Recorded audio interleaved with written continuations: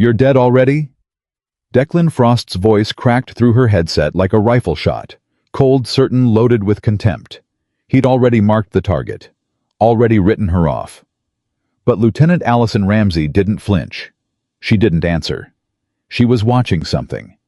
He wasn't something that was about to make every person in that observation bay go completely silent. If you're new here, subscribe to our channel and follow this story all the way to the end. You won't want to miss what happens next.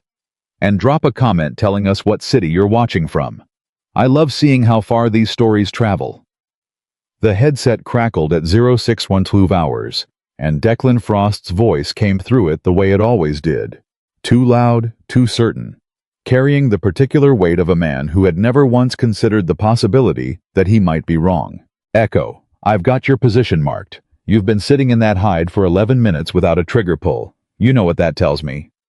Allison Ramsey didn't answer. She was 340 yards downrange from the observation platform, pressed flat into a shallow depression she'd spent 40 minutes constructing before dawn. The Nevada desert still held the night's cold in it, and she could feel it moving up through the ground into her chest, her arms, her jaw. She'd learned to breathe through that kind of cold. She'd learned to let it slow everything down instead of lock everything up. She was watching the target lane through her scope. She was also watching something else. You want to know what 11 minutes of hesitation tells me, Ramsey? Declan continued. The channel was open to the full observation bay.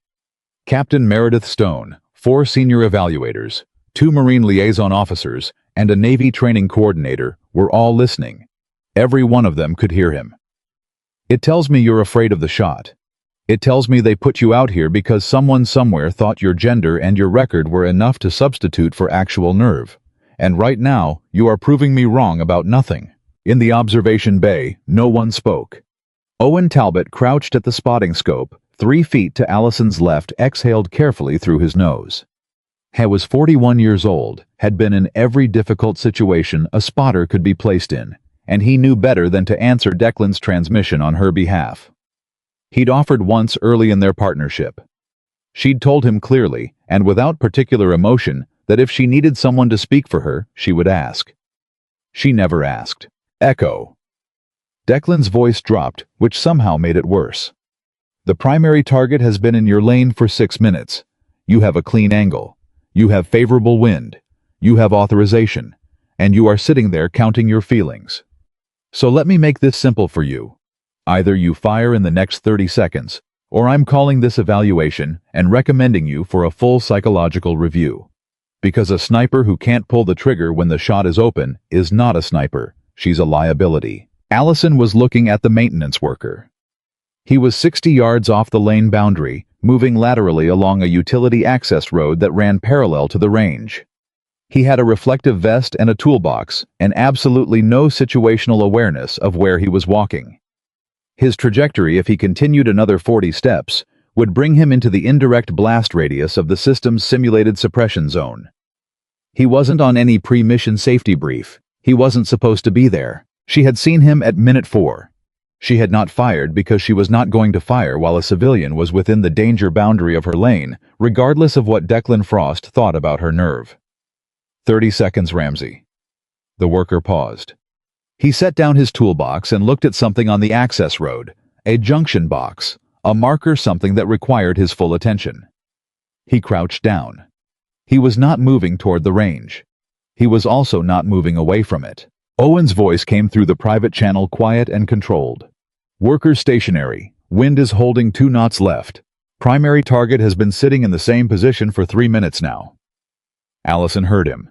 She also heard what he wasn't saying, which was that the primary target had been sitting in the same position for too long.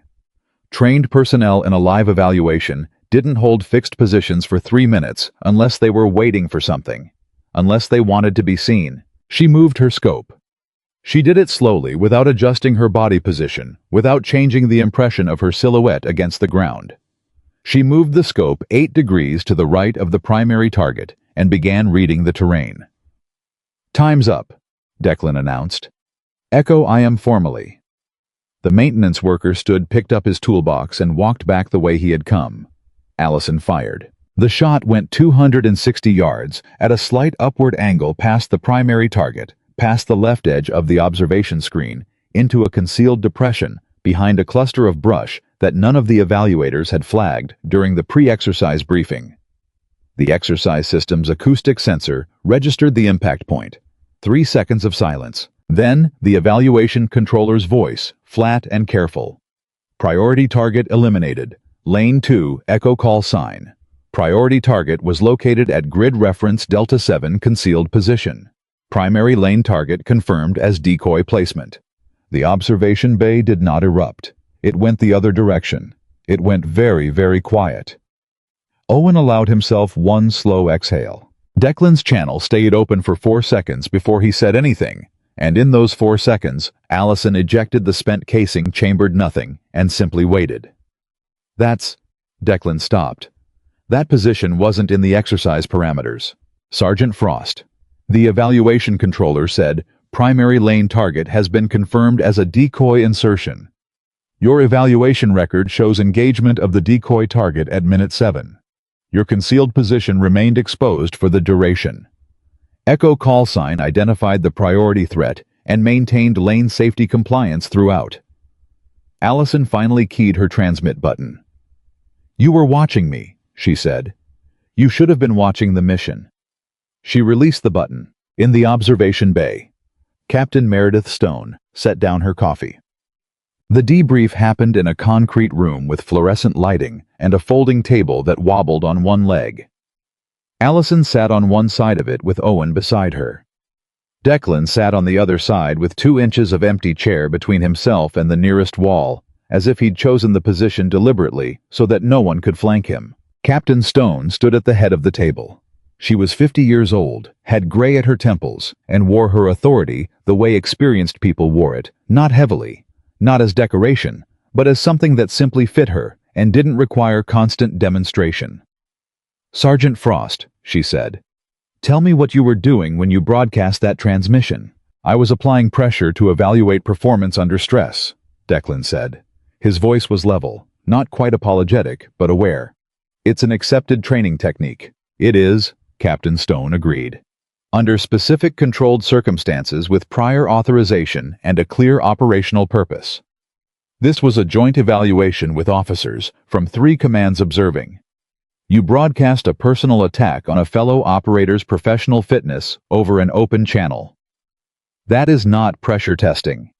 That is humiliation, and it served no purpose except to demonstrate your own frustration at being outperformed in the first 15 minutes of the exercise. Declan's jaw tightened. I want to state for the record that I was responding to what appeared to be hesitation in the field. What appeared to you as hesitation? Owen said quietly, and without particular heat. Was her keeping a civilian out of the line of fire while simultaneously running a threat assessment on a position your team had missed during the pre-exercise survey? I didn't ask you, Declan said. Chief Talbot's observation is accurate and relevant, Captain Stone said. You are noted, Chief. She looked back at Declan. You will issue a formal apology to Lieutenant Ramsey before the conclusion of today's session. You will also understand that this incident is now part of your evaluation record. Is that clear? Yes, ma'am. She turned to Allison. Lieutenant, your identification of the maintenance worker and your subsequent decision to hold the shot until he was clear, that will be written into the exercise debrief as an example of proper judgment under competing pressure. Well done. Thank you, ma'am. However, Captain Stone's voice didn't change, but the word landed with weight. This evaluation is not concluded. You both remain in assessment. The next phases will evaluate communication team integration and adaptive decision-making. One impressive first engagement does not complete the course. We clear. Clear, Allison said. Declan said nothing for a moment. Then, clear. Captain Stone moved toward the door, then stopped with her hand on the frame. One more thing. Lieutenant Ramsey, I notice you haven't responded to Sergeant Frost's statement that he was applying a testing technique. Allison looked at Declan. He was watching her with the careful expression of someone bracing for whatever came next. He can call it whatever he needs to, she said. A test has a purpose. Humiliation only feeds the person delivering it. Declan opened his mouth, closed it, looked at the table. Captain Stone left the room. The apology came at 1430 hours behind the equipment building, where the Nevada wind cut through the gap between two prefab structures and made conversation feel private, even in the open. Declan stood with his arms crossed, which was not the posture of a man offering an apology, but the posture of a man fulfilling an obligation. Allison stood with her hands loose at her sides and waited. "I said things that were out of line," he said. "Professionally. I want to be clear that I don't believe I was wrong about your hesitation pattern, but the way I communicated it was—" "Stop," Allison said. He stopped. "You just spent 12 words qualifying an apology you haven't actually made yet. You said things were out of line and then you told me you still think you were right. That's not an apology. That's a complaint with a disclaimer attached to it." Something moved behind Declan's eyes. Not anger exactly. Something more complicated. He'd been in the military for 17 years. He'd been an instructor for 4 of them. He was not accustomed to people telling him when he was wrong in calm, specific, complete sentences. "I am apologizing," he said slowly. "For what?" A pause. A long one. "For saying you couldn't do the job." "In front of 8 officers." "Yes.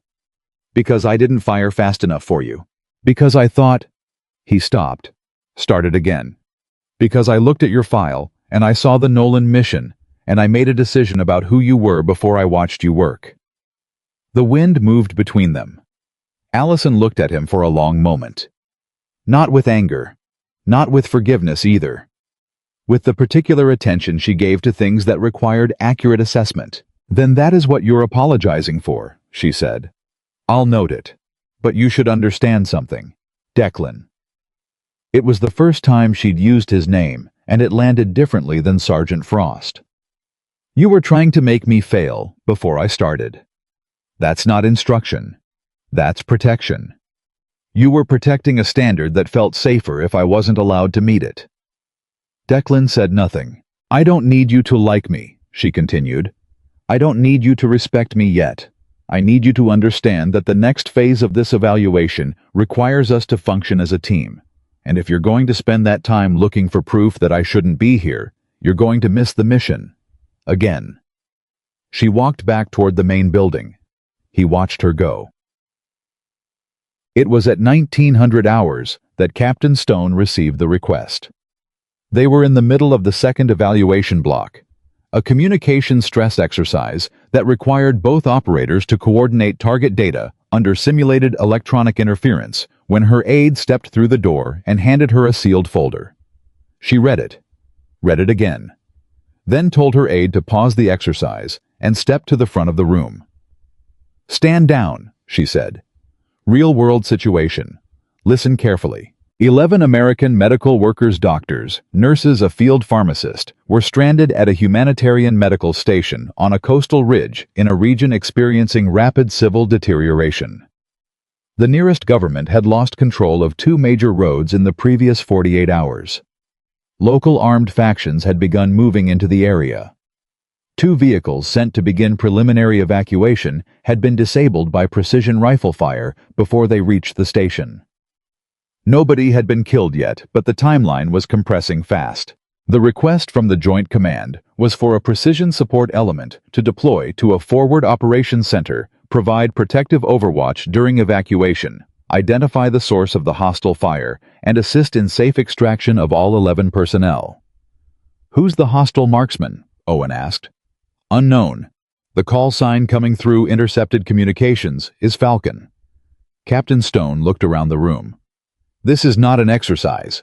This is a real tasking with a 6-hour deployment window." Declan looked up from the briefing sheet he'd been handed. "Why are we going? This isn't our unit. Your unit and Lieutenant Ramsey's unit are co-located here for this evaluation. You are the available assets with the right skill set. Command wants this handled quietly and carefully. No heavy footprint." She looked at Allison. "Lieutenant, you'll lead the precision support element. Sergeant Frost, you'll provide terrain intelligence. You've operated in that coastal region before. Chief Talbot, spotting and communications coordination." Declan's expression shifted. She's leading. She has more rescue Overwatch experience, Captain Stone said. You know that terrain. You need each other. Do you have a problem with the assignment? Declan looked at Allison. She was already studying the map. No problem, he said. She found it 20 minutes later.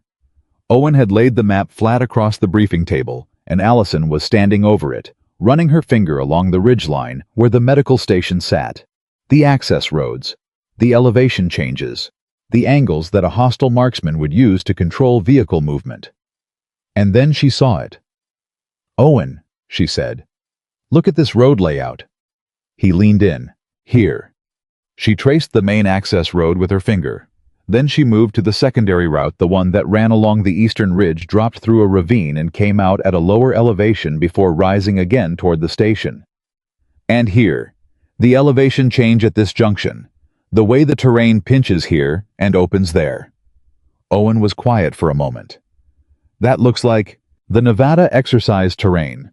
She kept her voice steady, factual. The fictional mapping we used for the evaluation this morning. The approach angles are nearly identical. The pinch point is at the same distance ratio. The elevated concealment zone here, this is where the priority target was placed in the exercise. Owen straightened. That could be coincidence. Terrain types repeat. It could be, she agreed. Except that exercise was designed 7 weeks ago. The terrain mapping for it was built from a classified regional survey. And this is the actual region. Neither of them spoke for a moment. If someone used the real terrain as the model for the exercise, Owen said carefully, and someone else had access to the exercise parameters, then someone knew this evacuation route before it was formally planned, Allison said, before the mission was approved, before the 11 people in that station were officially designated as a rescue target. She looked up from the map. Someone sent them there first. Owen met her eyes. He knew her well enough to read the particular quality of her stillness.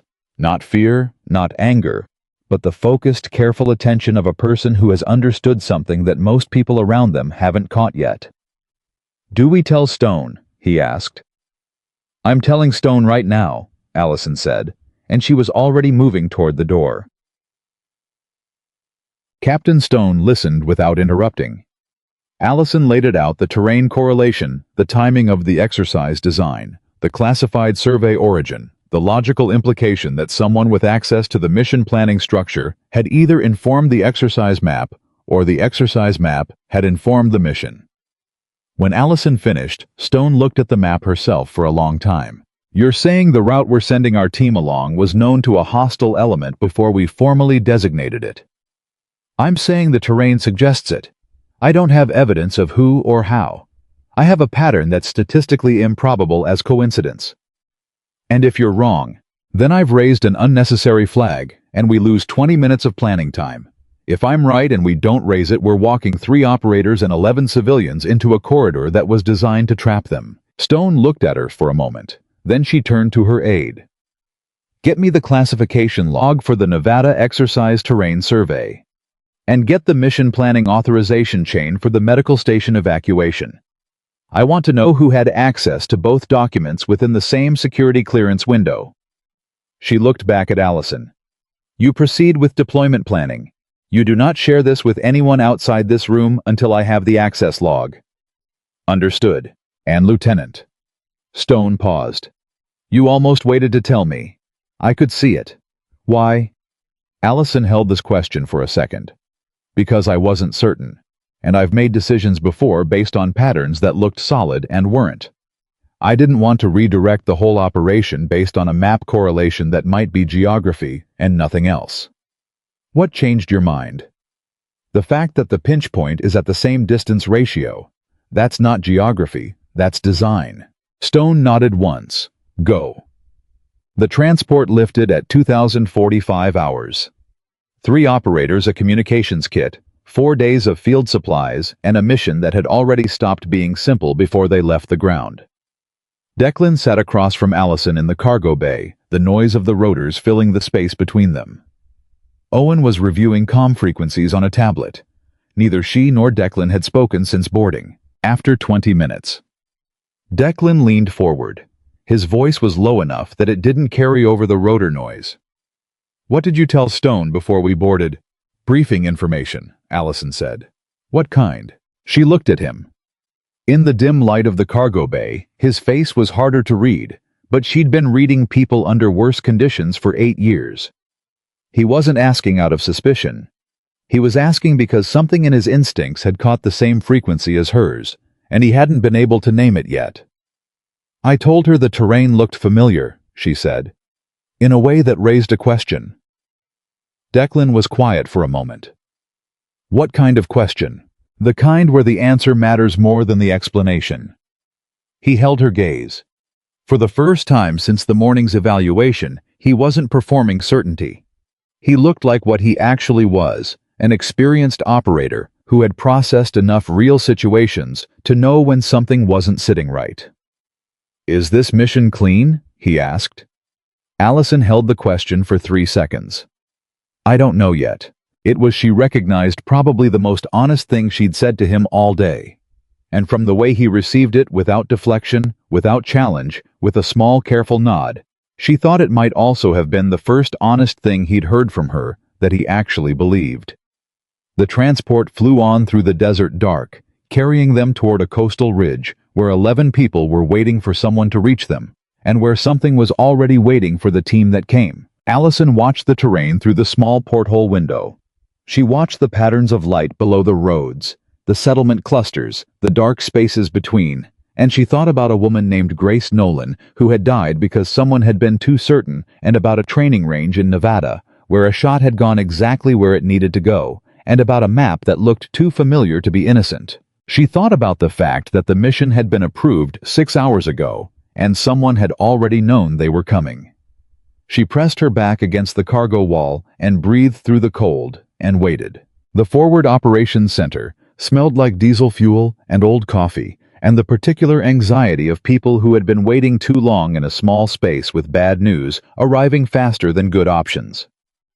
Allison stepped through the door at 0130 hours and immediately understood 3 things. The personnel here were exhausted. The communications equipment had been jury-rigged twice in the last 24 hours, and nobody had slept properly since the first vehicle went down. A logistics sergeant named Hicks met them at the door and gave them the short version on the walk to the situation table. 2 vehicles had been hit at different points along the eastern access road. Precision shots, both of them, not random fire, not suppression. Targeted. The first vehicle lost its engine block. The second lost both front tires and then received a shot through the windshield frame that missed the driver by 4 inches and convinced him to stay exactly where he was until someone told him otherwise. The drivers were unhurt. The vehicles were not going anywhere. The 11 medical workers were still inside the station. They had a satellite phone with degrading battery life, a generator running on its last 40 liters of fuel, and a local staff member named Yusuf, who had stayed with them when everyone else with any sense had left the area 2 days ago. How long has Falcon been active in this region? Owen asked, pulling a chair to the situation table without being invited, which was a habit Allison had long since stopped noticing. Hicks looked at his notes. First confirmed sighting was 72 hours ago. Before that, we had reports of a skilled shooter operating about 30 miles south. We think it's the same individual based on the ballistic signature, but we haven't confirmed. So he was already in position before the evacuation was formally requested, Allison said. Hicks blinked. Yes. I suppose technically. It's not a technical point, Allison said. It's a sequence. He was here before the mission existed. That means he wasn't responding to our arrival. He was waiting for it. The room got quieter. Not dramatically, not the way rooms got quiet in movies with everyone turning at once. It got quiet the way rooms did when something true had been said that nobody wanted to be the first to acknowledge. Declan was standing at the edge of the table studying the access road layout. He hadn't spoken since they landed. He'd been watching, which was something Allison had noticed, and filed away. He was doing what he'd failed to do in Nevada. I was looking at the full picture before opening his mouth. The route, he said without looking up. The Eastern Access Road. Who approved this as the primary evacuation corridor? Hicks pulled out a second folder. Joint Command Recommendation, authorized by the Regional Coordination Office. Standard protocol for medical extraction in contested zones. Who at the Regional Coordination Office? Hicks looked through the folder. I'd have to pull the authorization chain. It's a standard sign-off. It wouldn't normally... Pull it, Allison said. Hicks looked at her, then at Declan.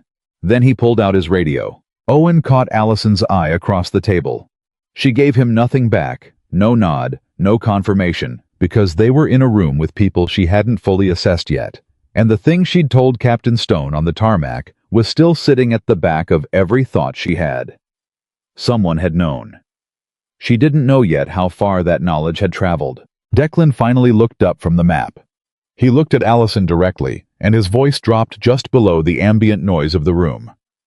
You already knew he was pre-positioned. I suspected it before we left Nevada, she said. And you didn't brief the team. I briefed Stone. Stone is managing the access chain inquiry. I briefed the team with what I could confirm, which was that the situation was active, and the corridor had tactical vulnerabilities. That's not the same thing. No, she agreed. It isn't. When I can confirm more, I'll say more. He held her gaze for a moment.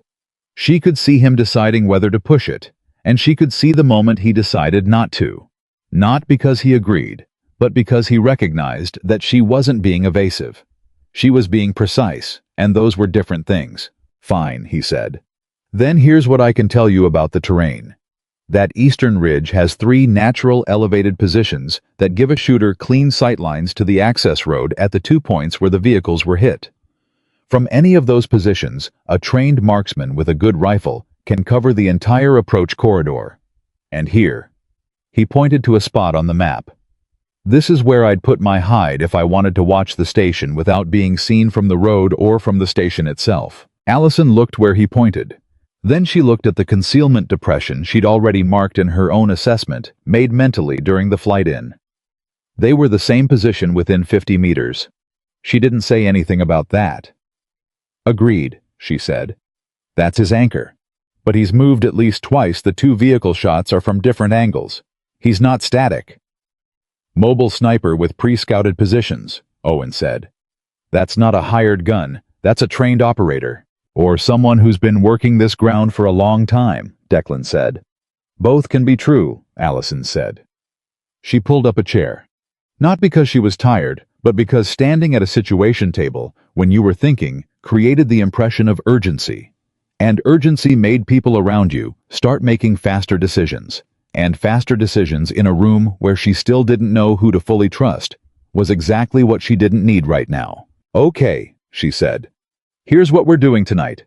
Owen, I want you on the communication intercepts. Any transmission from the station or from the coordination office in the last 96 hours, I want to know who initiated it, what time, and what the content was. Declan, I need you to walk me through every piece of terrain between our current position and the station. Not the map. Your memory. You've operated here before, and maps don't tell me what the ground actually does in the dark. And you? Declan asked. I'm going to talk to the medical workers. He looked at her. They're 3 kilometers away. Satellite phone, she said. Hicks. She looked at the logistics sergeant who was still on his radio pulling the authorization chain. He looked up. Get me a line to the station. He got her a line to the station. The woman who answered was a doctor named Sarah Lim, and her voice had the particular quality of someone who had moved through the first 48 hours of fear and come out the other side into something more useful, not calm exactly, but functional. She was 34 years old, had been running the station's primary clinic for 11 months, and had stayed 2 weeks past her rotation end date because her replacement hadn't arrived. How are your people holding up? Allison asked. Better than yesterday, Dr. Lim said. 2 of the nurses are struggling. One of the doctors hasn't slept in 36 hours, and I can't get him to. Yusuf is the reason we haven't completely fallen apart. He knows this building better than anyone, and he's been managing the generator and the food supplies, and somehow also talking everyone down when they spiral. Is there anyone there who shouldn't be? Anyone who arrived recently asked questions about your route plans, your schedule. A pause. There was a supply delivery 4 days ago. Different driver than usual. He asked one of the nurses about the evacuation timeline, said he was trying to plan his next delivery. She didn't think anything of it. Allison wrote that down. What did she tell him? Just that they were waiting for official word. She didn't know specifics, none of us did at that point. But he knew to ask, Allison said. Another pause, longer this time. Yes, he knew to ask. Allison thanked her and ended the call. The supply delivery. 4 days ago, which was 2 days before the evacuation was formally requested, which meant someone in the logistics chain had been asking questions before the official request existed. She wrote down supply delivery, unknown driver 4 days prior, and underlined it twice. Owen appeared at her shoulder. He'd been fast, which meant he'd found something. Third transmission from the regional coordination office, he said quietly. 48 hours ago, before the formal mission request. Someone at that office sent an encrypted update to the civilian transport contractor, a company called Hartwell Logistics. The update included revised road status for the Eastern Access Corridor. Road status or route recommendation, both, and attached to it. He set a printout on the table. The preliminary evacuation window, the time blocks where military assets were most likely to attempt approach. Allison looked at the printout. She looked at it for a long time without speaking. That's the kill window, she said. Yes, Owen said. Declan had moved to stand behind them, and he'd heard enough of it to understand what he was looking at. His voice when he spoke was quieter than she'd heard it since the transport. Hartwell Logistics. That's the contractor that handles supply runs to the station. And apparently also receives classified route intelligence from the Regional Coordination Office, Owen said. Who at the coordination office sent it? Allison asked. Owen shook his head. The sender ID is a routing code, not a name. It's going to take a deeper pull to get the individual. Stone would need to be the one to... I know. Allison was already reaching for her own secure comm. She got Captain Stone on the second attempt. She read her the routing code, the timing, the Hartwell connection, the supply driver detail from Dr. Lim. Stone was silent for 4 seconds. You're building a chain. It's not complete, Allison said. But the links are there. The route intelligence went from inside the coordination office to the logistics contractor to whoever Falcon is working with. The driver who asked about the evacuation timeline was either gathering confirmation or feeding a schedule. Either way, someone in that contractor network is the bridge. I'll get the Hartwell personnel file to you within the hour, Stone said. Do not act on it until you have confirmation. Do you understand? Do not move on any individual until I authorize it. Understood. And Allison. Stone's voice shifted slightly, not softer, but more direct. Keep your team tight. If the route was compromised, your position may be too. Don't assume the FOC is clean. The call ended. Allison sat with that for a moment. Don't assume the FOC is clean. She looked around the room. Hicks, who had stopped trying to pull the authorization chain and was now watching her with an expression she couldn't fully categorize. 2 communications techs who had been there when she arrived. A Marine corporal who'd been running supply inventory in the corner and hadn't looked up once. She filed every face. She filed every position in the room. She didn't change her expression. It was Owen who broke the moment, leaning toward her and murmuring, "You thinking what I'm thinking. That we just identified a leak while standing inside a room that might be part of it." "Yes." "What do we do?" "We keep moving," she said. "And we don't tell anyone in this room anything they don't need to know to do their job in the next 6 hours." She stood and looked at Declan.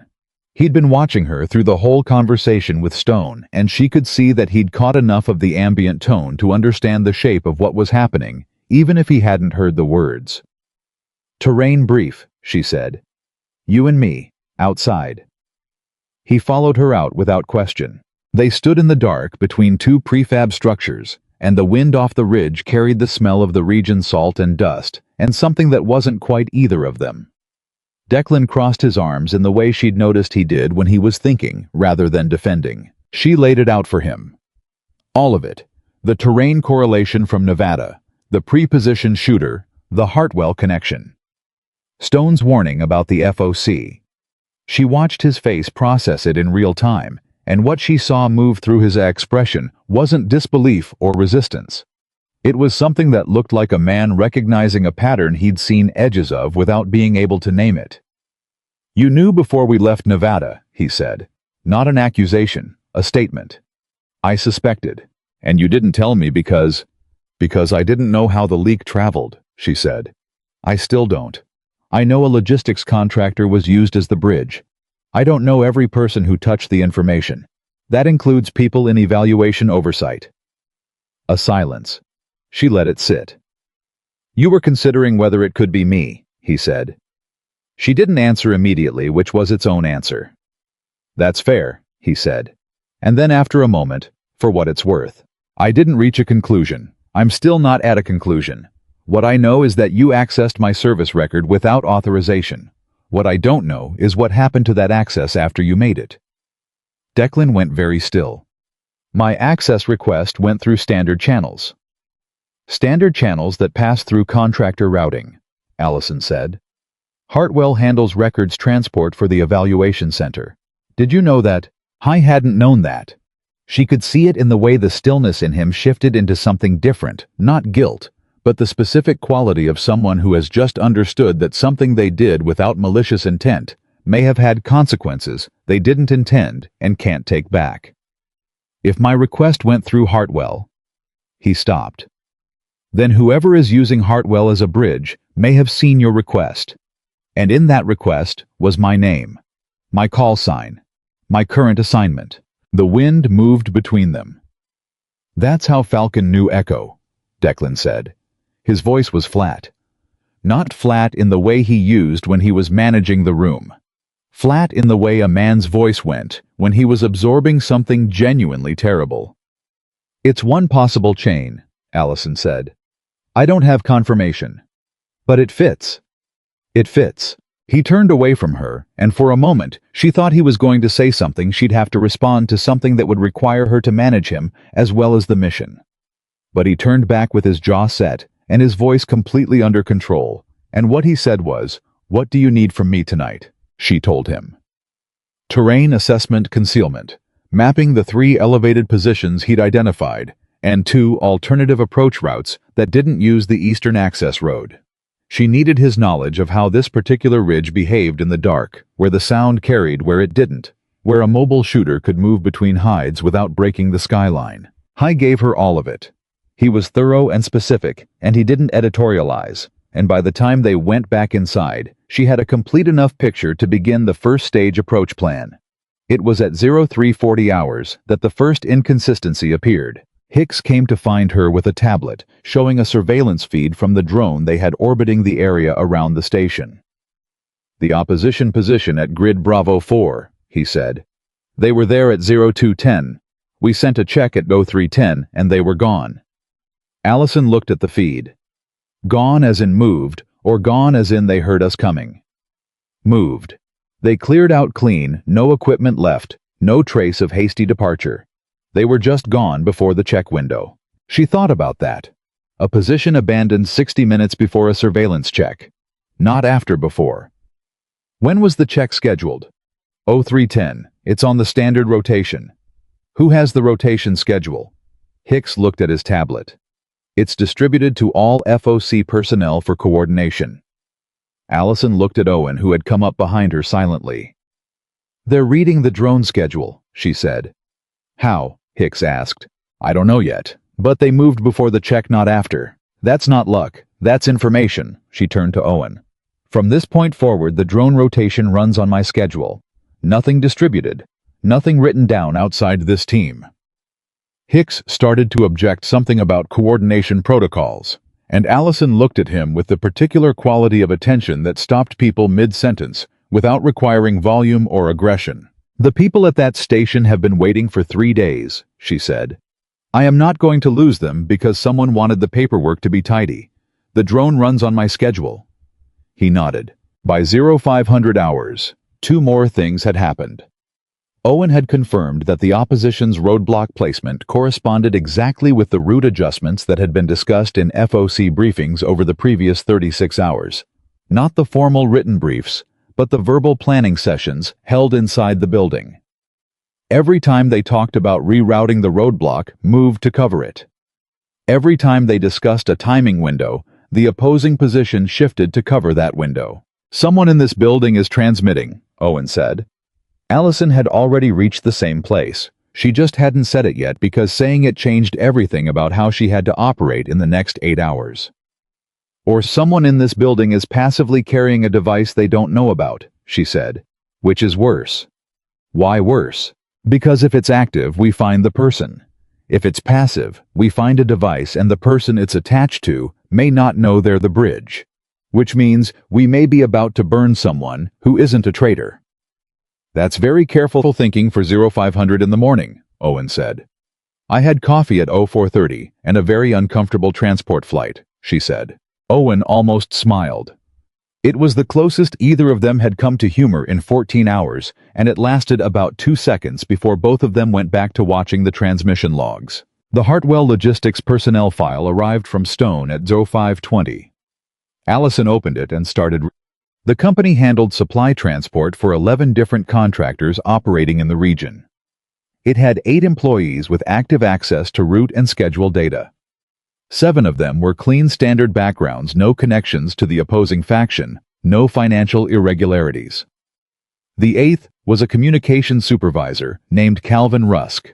Rusk had worked for Hartwell for 4 years. He had a minor disciplinary note from 18 months ago and an authorized data transfer that had been attributed to an accident and cleared with a reprimand. He lived alone. He had no family in the area. His bank statements showed 3 wire transfers in the last 6 months that didn't align with his salary. And in the last 48 hours, according to the transmission log, Owen had pulled the encrypted update from the Regional Coordination Office that contained the evacuation window, and the route data had been opened exactly once at a terminal registered to Calvin Rusk. Allison set down the file. "Found him," she said. Owen read over her shoulder. He didn't say anything for a moment. Then, Stone authorized action. Stone authorized identification, not action. Allison stared at the file. Rusk is the bridge. He's how the information moves from the coordination office to Falcon's network. But right now, he's still embedded in the logistics chain. If we move on him before we understand the full structure, we lose the chain and we don't get Falcon. And if we wait... I know, she said. She knew. The 11 people at the station were still there. The generator was on its last fuel. The satellite phone battery was dropping. And somewhere on that ridge, Falcon was in a hide that he'd already proven he could move between faster than their surveillance could track. She looked at Owen. "We move to the station in 4 hours. First light plus 40 minutes when the ridge shadow is still covering the approach. We use Declan's alternate route. We tell nobody in this building the timing or the route until 30 minutes before we move." "That's going to cause friction with Hicks." "Yes," she said. "It is." It caused considerable friction with Hicks, who made 3 separate points about coordination protocol and interagency communication requirements, all of which Allison listened to with complete attentiveness and then declined to alter her plan based on. She told him that the mission required operational security she couldn't maintain through standard distribution. She told him that she respected the protocols and understood why they existed. And she told him that if he wanted to formally log an objection, she would note it and include it in her after-action report, but that the plan was not changing. He logged the objection. Declan, who had watched the whole exchange from the corner of the room, caught Allison's eye when Hicks walked away. He gave her a very small nod, the kind that didn't mean agreement exactly, but meant recognition. She'd seen it on his face once before, behind the equipment building in Nevada, when she'd told him that his apology hadn't actually been an apology yet. It meant he was paying attention in a different way than he'd been paying attention before. She didn't acknowledge the nod. She went back to her planning map. At 0640 hours, they received contact from the station. Dr. Lim's voice on the satellite phone was still functional, still carrying that quality of someone operating past the edge of normal endurance on sheer professionalism. "The generator is down to 18 liters, she said. "We've turned off everything non-essential. Phones are on battery only. Yusuf says if anything else draws on the main power, we lose the interior lights." "We are moving toward you," Allison said. 4 hours. Keep the phone charged and keep everyone inside. There's something else. A pause. Last night around 0200, someone tried the exterior door on the north side. Not aggressively, they tried it gently, like they weren't sure if it was locked. Yusuf heard it. He didn't open it. But it means someone was at the building. Allison felt something tighten in her chest. Did they come back? Not to our knowledge. But Yusuf has been awake since then. Tell him he did exactly right, Allison said. Is everyone else okay? Physically, yes. A beat. One of the younger nurses keeps asking me if we're going to make it. I've been telling her yes, because it's the right thing to tell her, and because I believe it. But I need to ask you directly, are we going to make it? Allison didn't pause. Yes. We are going to reach you, and we are going to get every one of your people out. That is not a prediction. That is the mission. The call ended. Owen was watching her. Declan was watching her. Neither of them said anything about what she'd just promised, and she was grateful for that, because she knew she'd just placed her word on a line she wasn't entirely certain she could guarantee. She also knew that Dr. Lim had needed to hear it, and that it was still the right thing to say, and those two things, the uncertainty and the rightness, were something she'd been learning to hold at the same time since Grace Nolan died. The plan was set. The team was ready. The mission was 4 hours from moving. And then, at 07:08 hours, the radio in the corner of the FOC crackled. A male voice, clear-accented, unhurried, came through on a frequency that was supposed to be secured to FOC internal use only. Echo. A pause. I know where you are. You're dead already. Everyone in the room turned. Allison did not turn. She was already watching. The radio had been watching it for the 3 seconds it took the voice to finish the sentence, and what she was feeling was not fear, and it was not rage, and it was not the particular paralysis that Declan had falsely read as hesitation in Nevada. It was clarity. Falcon knew her call sign. He knew her location. He was transmitting on an internal frequency, which meant either he had the frequency key, or someone in this room had given it to him, or the passive device she'd suspected earlier was more sophisticated than a simple tracker. He was also talking to her, which meant he was afraid of something. He reached out, Owen said quietly, coming to stand beside her. He's never done that before, she said. He's been silent, patient, positional. What changed? She looked at the radio. We got close to something. Either Rusk or the chain or the route. Something in the last hour shifted, and he knows it, and he wants me looking at him instead of looking at what we found. She picked up her own transmit key. She thought for exactly 2 seconds about whether to answer. Then she keyed it. Falcon, she said. You've been patient for 3 days. You waited until I was in the building to make a move. That means you're not confident about what I'll do next. She released the key. The radio was silent. She put down the transmit key and looked at Owen. We move in 3 hours, not 4. And we're taking a route that isn't on any document in this building. Declan stepped up beside her. His voice was very quiet. He called you by call sign on a secured frequency. Yes, that means the leak is still open, she said. And Calvin Rusk is still transmitting. She turned to the room. Hicks. The logistics sergeant looked up. I need every piece of Hartwell Logistics communication traffic from the last 6 hours. Every transmission, every routing update, everything. She paused. And I need you to find me Calvin Rusk's current location. The room moved. The lights at the medical station went dark at 0731 hours, and at 0732, the first vehicle check-in from the station's radio relay went silent. The lights going dark at the medical station was not an accident, and everyone in the FOC knew it the moment it happened. Falcon had waited. He'd made his radio transmission, listened for whatever reaction it produced, and then pulled the power, because he wanted the team moving in the dark toward a corridor he controlled. It was a clean tactical move, and Allison recognized it as such, without panic and without hesitation, which was the only useful response to a clean tactical move from someone who was better at this terrain than you were. She was already at the door before Hicks finished saying that the relay had gone silent. Owen, comms kit and spotting equipment. We move in 20 minutes, not 3 hours. She looked at Declan. That alternate route you mapped the one that runs north of the ravine before dropping to the lower approach. It adds 40 minutes to the approach time, he said. It also doesn't appear on any document in this building, which means Falcon doesn't have it. She looked at him directly. Can you run it in the dark? Declan picked up his kit without answering the question, which was its own answer. She pulled Hicks close enough that the conversation stayed between them. Calvin Rusk.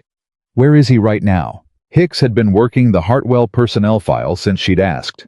He looked at his tablet. Last confirmed location was the Hartwell Depot, 12 kilometers south. That was 90 minutes ago. His vehicle tracker shows him stationary. Is the tracker on his vehicle or on his phone? Hicks checked. Vehicle. So his vehicle is stationary, not him. She held his gaze. I need someone watching that depot, not moving on it watching. If Rusk leaves, I want to know immediately. And I need the last 6 hours of his transmission data pulled and sent to Captain Stone's secure line. Can you do that without it going through the standard routing? I can send it direct. Then do it now, before we're out the door. She left him pulling the transmission data and went to find Owen, who had already assembled everything they needed with the particular efficiency of someone who had done this kind enough times that it no longer required thought. He handed her kit to her and held the door. They moved out into the pre-dawn dark, all three of them carrying the quiet that experienced operators carried when the situation had gotten real enough that words stopped being useful. The alternate route was hard going. Declan had called it 40 minutes longer, and he'd been modest. It was closer to 55 in the actual dark on actual ground, with actual loose shale on the northern descent that required slowing down enough to keep someone from breaking an ankle and ending the mission before it started. Allison moved carefully and thought the whole way down, and what she thought about was not Falcon's position, or the approach angles, or even the 11 people in the darkened station. She thought about Calvin Rusk, sitting at a transmission terminal, opening an encrypted file, reading a kill window, and forwarding it to someone who used it to pre-position a shooter on a ridge 3 days before 11 medical workers knew they were in danger. She thought about the young nurse Dr. Lim had mentioned, the one who kept asking if they were going to make it.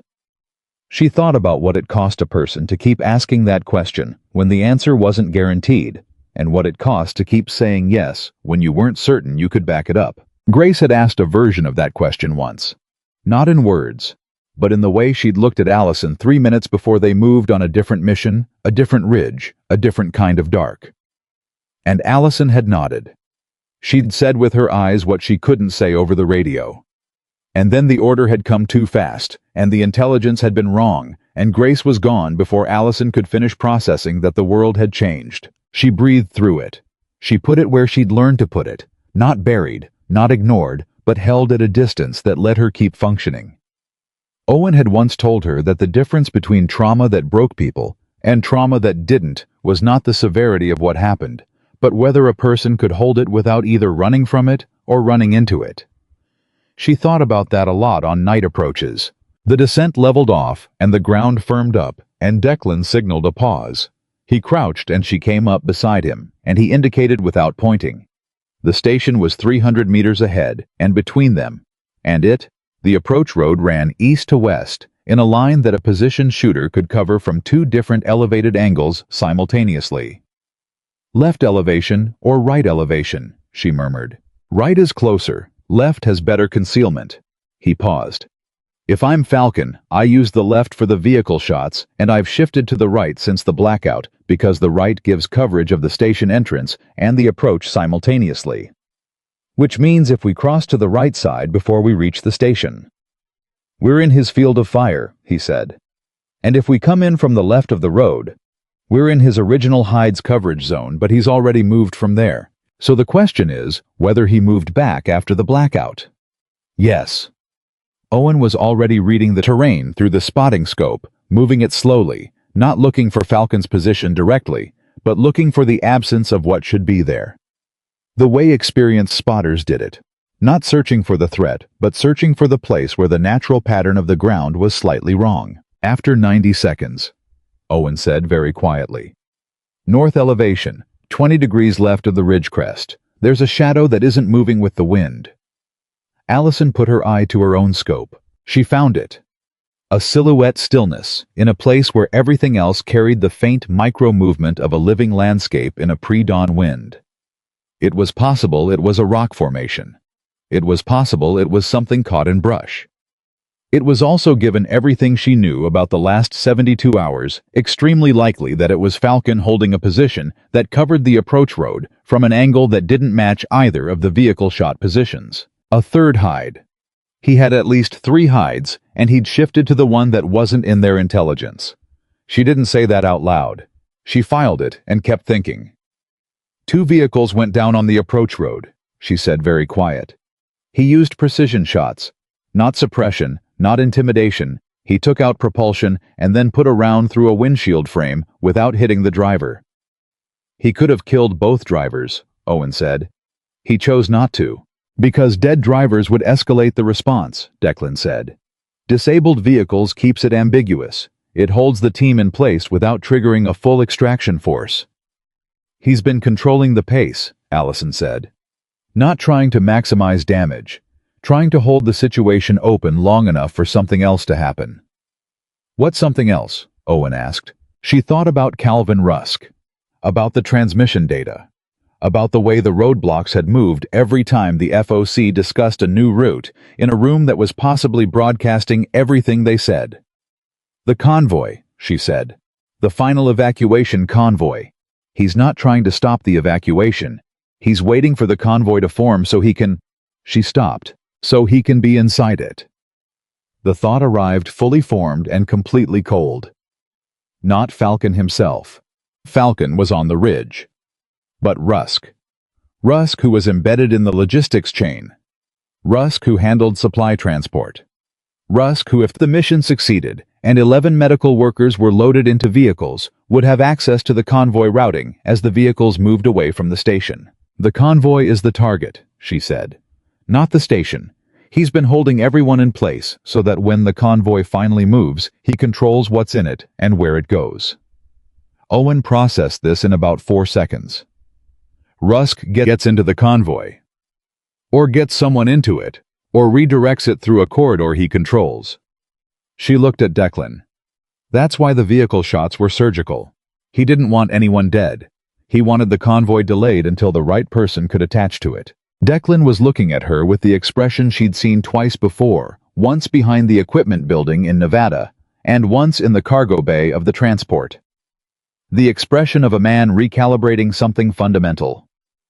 You figured that out from a shadow on a ridge. I figured it out from a shadow on a ridge, plus everything that happened in the last 8 hours, plus the fact that nothing about this operation has been random. She looked back at the ridge. The question is whether we approach the station, get the medical workers out, and deal with Rusk at the convoy point, or whether we warn the station now and change the plan. We can't warn the station, Owen said. No power, no satellite phone battery left. Then we approach, Allison said. But Falcon is on that north elevation, and he knows we're coming. He called my call sign on a secured frequency 6 hours ago. He's been watching this approach route. You said this route wasn't documented, Declan said. It wasn't. But he's been on this ridge for 3 days. He may have watched us on the descent. A silence. The wind moved. 300 meters ahead, the station was dark. So what do we do? Declan asked. We give him something to watch, she said. That isn't us. What they gave Falcon to watch was Declan moving at a controlled pace along the left side of the approach road. The side that corresponded to his original hide's coverage zone, the position Owen had assessed as vacated. Declan moved like a man who thought he was being cautious, which was different from the way Declan actually moved when he was being cautious. He was good enough to make the distinction convincing. He was moving as a draw, not as bait, which implied expendability, but as a deliberate direction of attention. Allison and Owen moved right away from the road through the broken terrain that Declan had mapped from memory during the night. They moved without sound and without light, and with the careful patience of people who had learned that speed in the wrong direction cost more than time. She was watching the north elevation the entire way. The shadow she'd identified didn't move. It stayed precisely where it had been, which told her one of 3 things Falcon hadn't noticed. Declan yet. Falcon had noticed Declan and was watching without committing. Or the shadow was a rock, and Falcon was somewhere she hadn't found yet. She filed all three possibilities and kept moving. They reached the station's eastern perimeter wall at 0549 hours. Owen put his hand on it, and Allison put her hand on it beside his, and for a moment they both stood like that. Not for any tactical reason, but because there were 11 people on the other side of that wall who had been afraid for 3 days, and that fact required one moment of simple human acknowledgement before everything got complicated again. Then she went over the wall. Yusuf met them on the other side. He was a small man, maybe 55, with the particular competent stillness of someone who had survived difficult situations, not by training, but by paying close attention to reality. He looked at her and Owen and the weapons they were carrying, and the way they'd come over the wall, and he didn't ask questions. He simply said, "The doctors are in the main room. There are 11 people, all alive." "Good man," Allison said. "Where's the north door?" He showed her. She checked it locked undamaged, no sign of forced entry. Whatever had tried the door during the night had been testing not committed. She filed that. Dr. Lim looked up when Allison walked into the main room, and what happened in her face was not relief exactly.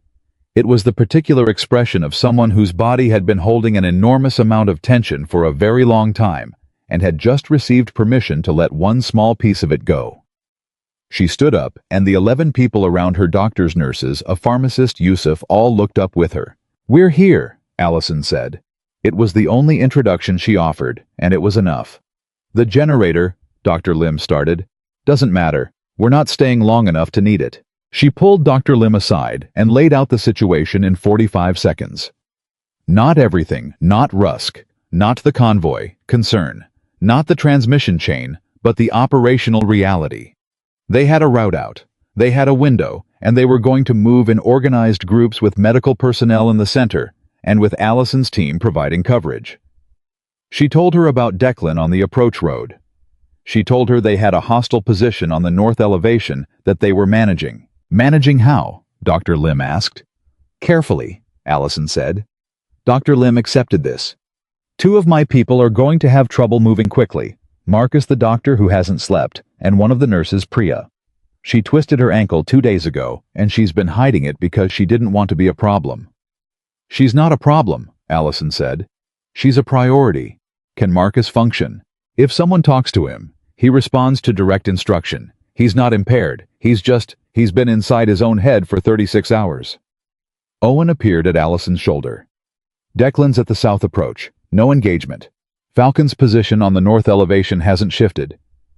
"He's waiting," Allison said. "For what?" She thought about it for 2 seconds. "For us to form the group. For us to load 11 people into a movement pattern he can read. He's been patient for 3 days. He's not going to break that discipline now. He'll wait until the convoy logic kicks in." "Then we don't give him convoy logic," Owen said. "Exactly. We move in 3 groups, different intervals, different routes to the extraction point. Not a convoy, not a pattern he can predict." She went back to Dr. Lim.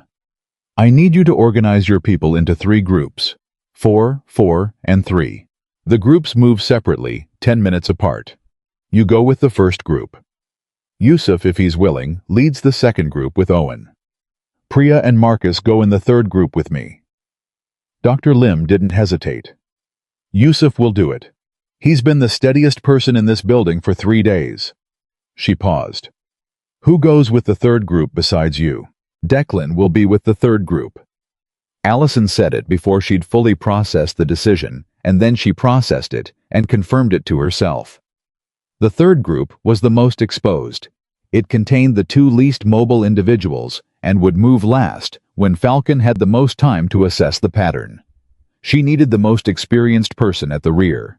Whatever she thought about Declan Frost in Nevada, whatever she was still uncertain about in terms of the access chain, she had watched him manage the approach tonight, and she knew exactly what he was capable of when he stopped trying to prove something and started paying attention to the mission. She keyed her radio. "Frost, north elevation still holding. I need you inside." He came over the wall 30 seconds later without a sound. She told him the plan. He listened without interrupting, which was already different from who he'd been 12 hours ago. "The third group is the exposure problem," he said. "Yes." "Marcus and the nurse with the ankle." "Yes." "I'll carry her if I have to," he said. Not a performance, just a statement of operational fact. She believed him. She got the first group moving at 0612 hours. Dr. Lim, at the front, 3 medical workers behind her moving through the gap in the eastern wall that Allison had assessed as the angle Falcon's north elevation position couldn't cover without physically reorienting. She watched them go and kept her eye on the ridge.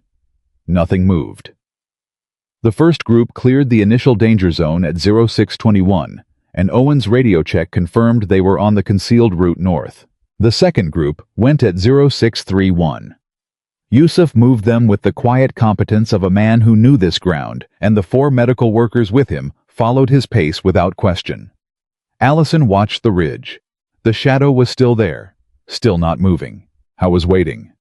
She was almost certain now that he was waiting for the convoy pattern, and that when he saw it forming, he would make a different kind of move. Not the ridge, not the rifle, but something through the logistics chain. Something through Rusk. At 0638, her radio crackled. It was Hicks. His voice had a quality she hadn't heard from him before, compressed, careful, trying to sound calmer than he was. "Rusk's vehicle tracker shows movement. He left the depot 11 minutes ago. His vector is consistent with the extraction route." Allison felt the cold clarity arrive again, the same thing she'd felt in Nevada when she'd understood that the primary target was a decoy. "He's moving to intercept the convoy." "There isn't a convoy yet," Hicks said. "He doesn't know that. He's moving on the schedule he was given, which is the schedule that was in the transmission data. He thinks 11 people are loading into vehicles right now on a timed extraction." She thought fast. "Hicks, I need the checkpoint established on the extraction route 10 kilometers south of the station. Whoever is there stops every vehicle and verifies credentials before it passes. Do you have anyone who can do that?" "I have a Marine fire team at the secondary FOC. Get them moving. And Hicks, tell them specifically to watch for a vehicle consistent with Hartwell Logistics. Don't let it pass." She ended the radio call and turned to find that Marcus, the sleep-deprived doctor, was standing directly behind her.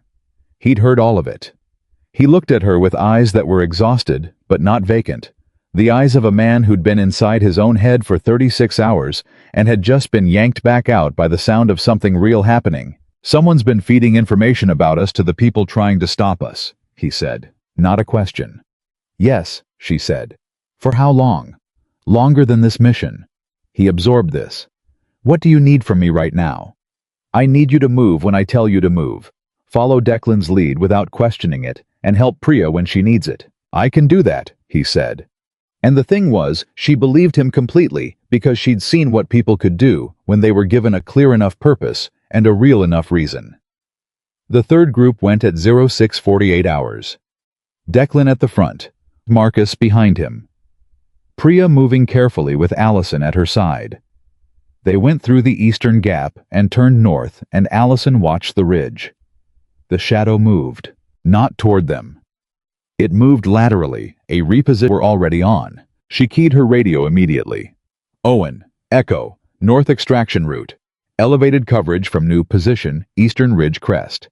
Get the first 2 groups off the route now. Move them west any cover you can find. Go." Owen's acknowledgement was immediate. No questions. Just movement. Allison looked at Declan. He'd heard it. He was already reading the geometry in his head, the new position, the coverage arc, the gap where the route went from exposed to concealed. "There's a gully 30 meters west," he said quietly. "It runs parallel to the extraction route. It's slower and it's rough, but it's below his sight line from the eastern crest." "Take them," she said.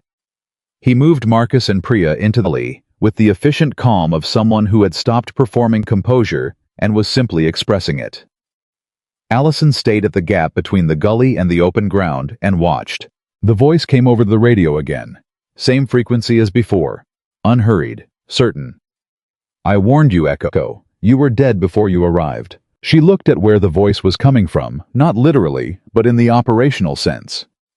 "The new position." The eastern ridge crest. She could feel the geometry of it the same way she'd felt the geometry of the Nevada range when she'd moved her scope 8 degrees right and found the priority target in the concealed depression. The same discipline, the same patience, the same reading of the ground. Owen's voice came back. First 2 groups are off the route, moving west. ETA to extraction point 22 minutes. Copy, she said. Declan's voice from the gully. Third group clear of the exposure zone. Priya's moving well. Allison stayed at the gap. Falcon was on the eastern ridge crest. He had a clear view of the northern extraction route, but the gully was below his coverage arc. The first 2 groups were moving west. The third group was in the gully. The only thing still in Falcon's field of view was the open ground between the station wall and the gully entrance. And Allison. She had stayed there deliberately, and she was aware of it, and she had 30 seconds to decide whether to follow the third group into the gully or to use the position she was in for the purpose it was suited for. Owen was 200 meters north, spotting scope up. She felt him there without radio confirmation, the way she always felt him when they were working as a presence at the edge of her awareness that she could draw on. Owen, she said quietly. Eastern ridge crest. Can you give me the angle? A pause of about 4 seconds. 14 degrees right of the dead pine on the crest, 50 meters below the ridge line. He's in a shallow depression with a rock overhang. Wind. 3 knots from the northwest, steady. She had her rifle up. She had the geometry. She had the identification, the position, the pattern, the 3 days of movement data that told her exactly how Falcon operated and where he would hold and how he would brace for a long shot. She had the authorization. She had a clear defensive justification he had repositioned to cover the extraction route that her medical workers were currently moving along. She had 1 shot. She did not fire immediately. She waited 1 more second, not from hesitation, not from fear, not from the particular paralysis that had nothing to do with skill and everything to do with grief. She waited from discipline, from the hard-earned knowledge that 1 second of absolute certainty was worth 10 seconds of probable certainty. The shadow on the eastern ridge crest shifted. A slight forward lean, the physical tell of a shooter acquiring a target and beginning the trigger sequence. I was going to fire toward the gully. Allison fired first. The shot was 380 yards at a slight upward angle with a 3-knot left wind correction, and it landed exactly where Owen's data had put the depression, and the movement on the eastern ridge crest stopped completely and did not resume. Owen said quietly and without drama, "Target down." The gully was silent. Then Declan's voice, "We're clear. Moving to extraction." Allison lowered the rifle. She breathed. She did not feel the thing that movies suggested people felt in this moment. Not relief, not triumph, not the dramatic release of 3 days of tension. She felt the steady continuation of the mission, which still had people to extract, and a logistics contractor moving toward a checkpoint on the southern route, and a transmission chain that Captain Stone was still pulling apart in Nevada. She moved toward the gully. That was when the explosion hit the station. Not large, not a structural collapse, but enough to blow out the north wall of a secondary building and send a shockwave through the ground that she felt in her feet 30 meters away. She turned. The station's secondary structure was compromised. Through the gap in the eastern wall, she could see 2 shapes that weren't moving, and then one of them moved slowly, and she heard a voice she recognized as belonging to one of the nurses from the second group who must have doubled back for something. Not doubled back. Pinned. The nurse had been inside the secondary building when it blew, and the other shape not moving was someone else. She keyed the radio. "Owen, 2 personnel at the station's secondary structure. Possible casualties. I am going back. Echo Falcon's position may not be. It's down. I watched it. She was already moving. Get the convoy groups to extraction. I'll handle the station." Declan came out of the gully before she reached the wall. He'd heard it and made the calculation without being asked. How many? 2, 1 moving, 1 not. They went over the wall together. The nurse who was moving was named Tomas. He was a field medic who had been retrieving a supply bag from the secondary building when the charge placed, she realized, not from a strike, but from a preset device. Another piece of the patient tactical picture she'd almost fully assembled went off prematurely. He had a cut on his forehead and a dazed quality, and he was trying to reach the second shape. The second shape was the other nurse. She was alive. Allison confirmed it immediately, but pinned under a section of the interior wall frame that had shifted inward. Not life-threatening in itself. Threatening because the structural integrity of what remained above it was degrading, and if it shifted again, it would shift onto the nurse's legs with considerably more force. Declan assessed it in about 3 seconds. If we lift this section and brace it here, she can slide out. But we need a third point of contact to stabilize the upper section while we pull her. Tomas, who had not fully recovered from the concussive shock, said, "I can do it." His voice was unsteady, but his hands were a medic's hands. He could do it. They lifted. They braced. Tomas stabilized the upper section with the focused effort of someone operating on a combination of professional training and the acute human need to not watch a colleague be crushed. The nurse, whose name was Patience Allison learned later, slid free and immediately said that her legs were fine and she was going to need to sit down for a moment. "You can sit down at the extraction point," Allison said. Rusk was stopped at the checkpoint 40 minutes later. He had a false transit authorization and a Hartwell Logistics vehicle and a detailed knowledge of the official convoy routing that he hadn't been given through any channel he should have had access to. The Marine fire team held him until Stone's personnel arrived. Declan stood beside Allison at the station wall as the last of the medical workers cleared the perimeter, and he was quiet for a long time. Then he said, "You saw 3 false positions before you took the shot." "4," she said. "There were 4 hides. You waded through all of them. The mission was to protect the medical workers, not to engage Falcon. The shot was only right when those 2 things aligned." He was quiet again. Then, "I nearly pulled us off the gully route when I heard the shot. I thought it was incoming." "I know. I heard you pause. Why didn't you tell me what you were doing?" She looked at him. "Because you would have tried to talk me into a better angle, and my angle was already right."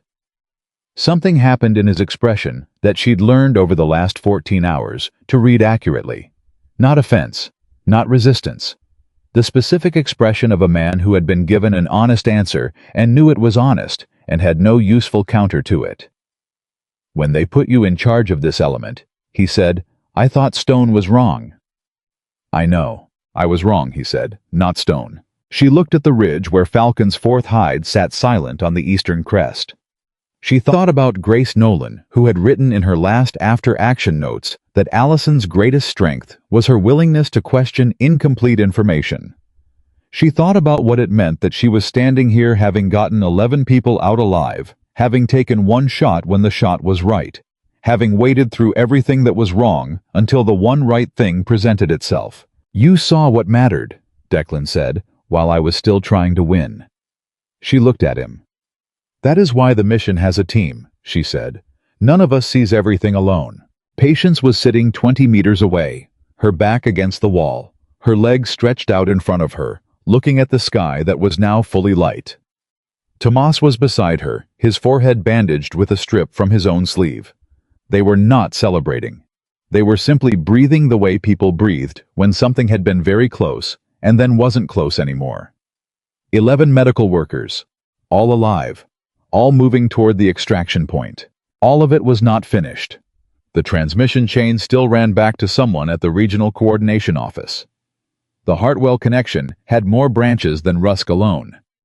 And the internal review that Stone had already initiated was going to reach into the evaluation records, into the access chain, into the unauthorized requests that Declan had made before the Nevada exercise.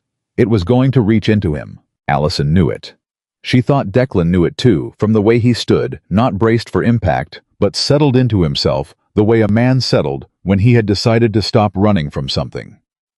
The radio crackled. Owen's voice clear and steady. "All groups at extraction. 11 personnel confirmed. Awaiting your status." Allison keyed the transmit button. "We're coming," she said. "All 4 of us." The extraction point was a hardened supply building 8 kilometers from the station, and by the time Allison walked through the door with Declan, Tomas, and Patience behind her, Owen had already accounted for every medical worker and arranged them in the most defensible configuration the building allowed. 11 people. All breathing. Most of them sitting on the floor because the adrenaline had been metabolizing for 72 hours, and there was nothing left in their legs the moment they understood they were safe enough to let them go. Dr. Lim met Allison at the door. She didn't say anything for a moment. She just looked at her with the expression of someone whose professional composure had done its job for as long as it was needed and was now taking a brief, dignified rest. "Patience," she said. "Behind me. Legs are fine. She's going to complain about the dust on her scrubs before she complains about anything else." Dr. Lim exhaled. It was a long exhale, the kind that carried 3 days inside it. "Marcus. He's good. He found his footing when it mattered." "They all did," Dr. Lim said. She looked at Allison with something that was too precise to be called gratitude and too warm to be called assessment. "You kept your word." Allison held that for a moment. "You made it easy. Your people were ready to move the second we asked. Yusuf made sure of that." Dr. Lim glanced toward the corner where Yusuf was sitting with 2 of the nurses, his hands wrapped around a canteen, finally visibly allowing himself to stop. "He hasn't slept in 4 days. I think he was afraid that if he closed his eyes, something would go wrong, and it would be his fault for not seeing it." Allison understood that feeling with a specificity she didn't express. She nodded once. Let him sleep now. She moved to find Owen, who was at the building's single-functioning communication terminal, pulling the latest status from Captain Stone's line. He looked up when she reached him and handed her the printout without preamble. He'd learned years ago that she absorbed written information faster than verbal summary, and he'd never stopped accommodating that even on days when the accommodation cost him something. The printout contained 3 items. The first was confirmation that Calvin Rusk was in military custody at a secure facility awaiting formal questioning under the Joint Command's counterintelligence protocol. The second was an update on the transmission chain. The Regional Coordination Office had confirmed that the encrypted routing update had originated from a terminal registered to a communications officer named Garland, who was currently suspended and under investigation. Garland and Rusk were connected through a financial arrangement that Stone's people had traced back 18 months, the same period as Rusk's unexplained wire transfers. The third item was a single line that Allison read twice before she looked up. Internal Review is requesting Sergeant Frost's authorization records for the Nevada evaluation period. Specifically, his request for sealed performance files. Owen was watching her. He'd read it before he handed it to her. "She's moving fast," Allison said. "Stone doesn't waste time when she has what she needs," Owen said. Allison looked across the building to where Declan was standing against the far wall, not sitting, not talking to anyone. Watching the medical workers with the expression of a man who was processing something that had no comfortable resolution. He'd been quiet since the station. Not the controlled quiet of someone managing their reaction, the actual quiet of someone who had understood something about themselves and was deciding what to do with it. She folded the printout and walked to him. He saw her coming and didn't change his posture or his expression, which meant he'd already been waiting for this conversation and had decided not to perform anything for it. "Stone's pulling your authorization records," she said. "I know," he said. "She contacted me 40 minutes ago." He paused. "I told her I'd cooperate fully." She looked at him. "Did you tell her why you made the request?" "I told her I requested your sealed file because I believed you were operationally compromised by the Nolan mission, and I wanted documentation to support a recommendation against your leadership designation." He said it without the defensiveness she'd heard in Nevada, without the careful qualifications that had wrapped his earlier admissions. He said it the way a person stated a fact they were no longer trying to manage the reception of. "I told her I believed I was acting in the interest of mission safety, and I told her I now understand that belief was inseparable from the fact that I didn't want to work under a woman I'd already decided I could outperform." The room continued its quiet activity around them. Owen was at the terminal. Marcus was finally sleeping stretched out on a supply crate with his jacket over his face. Patience was talking to one of the other nurses in a low voice, and from the expression on both their faces, it was the kind of conversation that would have been impossible 48 hours ago. "You told Stone that," Allison said. "I told Stone exactly that." He met her eyes. She deserved the complete version, not the version that made me look like someone who made a procedural error in good faith. Allison was quiet for a moment. She had prepared without realizing she was preparing for this conversation to go several different ways, for Declan to minimize, to justify, to find the version of events that preserved as much of his professional standing as the facts would allow. She had not prepared for him to do what he was doing, which was to hand her the complete truth without negotiating the terms first. "The request went through Hartwell," she said. "Your access of my sealed file passed through Calvin Rusk's system." "Yes. And that's how Falcon's network got my call sign. That's how they got your call sign, your current assignment, and the fact that you were leading the precision support element on this operation." He said it steadily, but she could hear what was underneath the steadiness. Not guilt as performance, but guilt as weight. The kind that settled into a person and didn't shake loose because it wasn't supposed to. "I didn't put a target on you deliberately, but I created the opening, and people could have died for it." "They didn't," she said.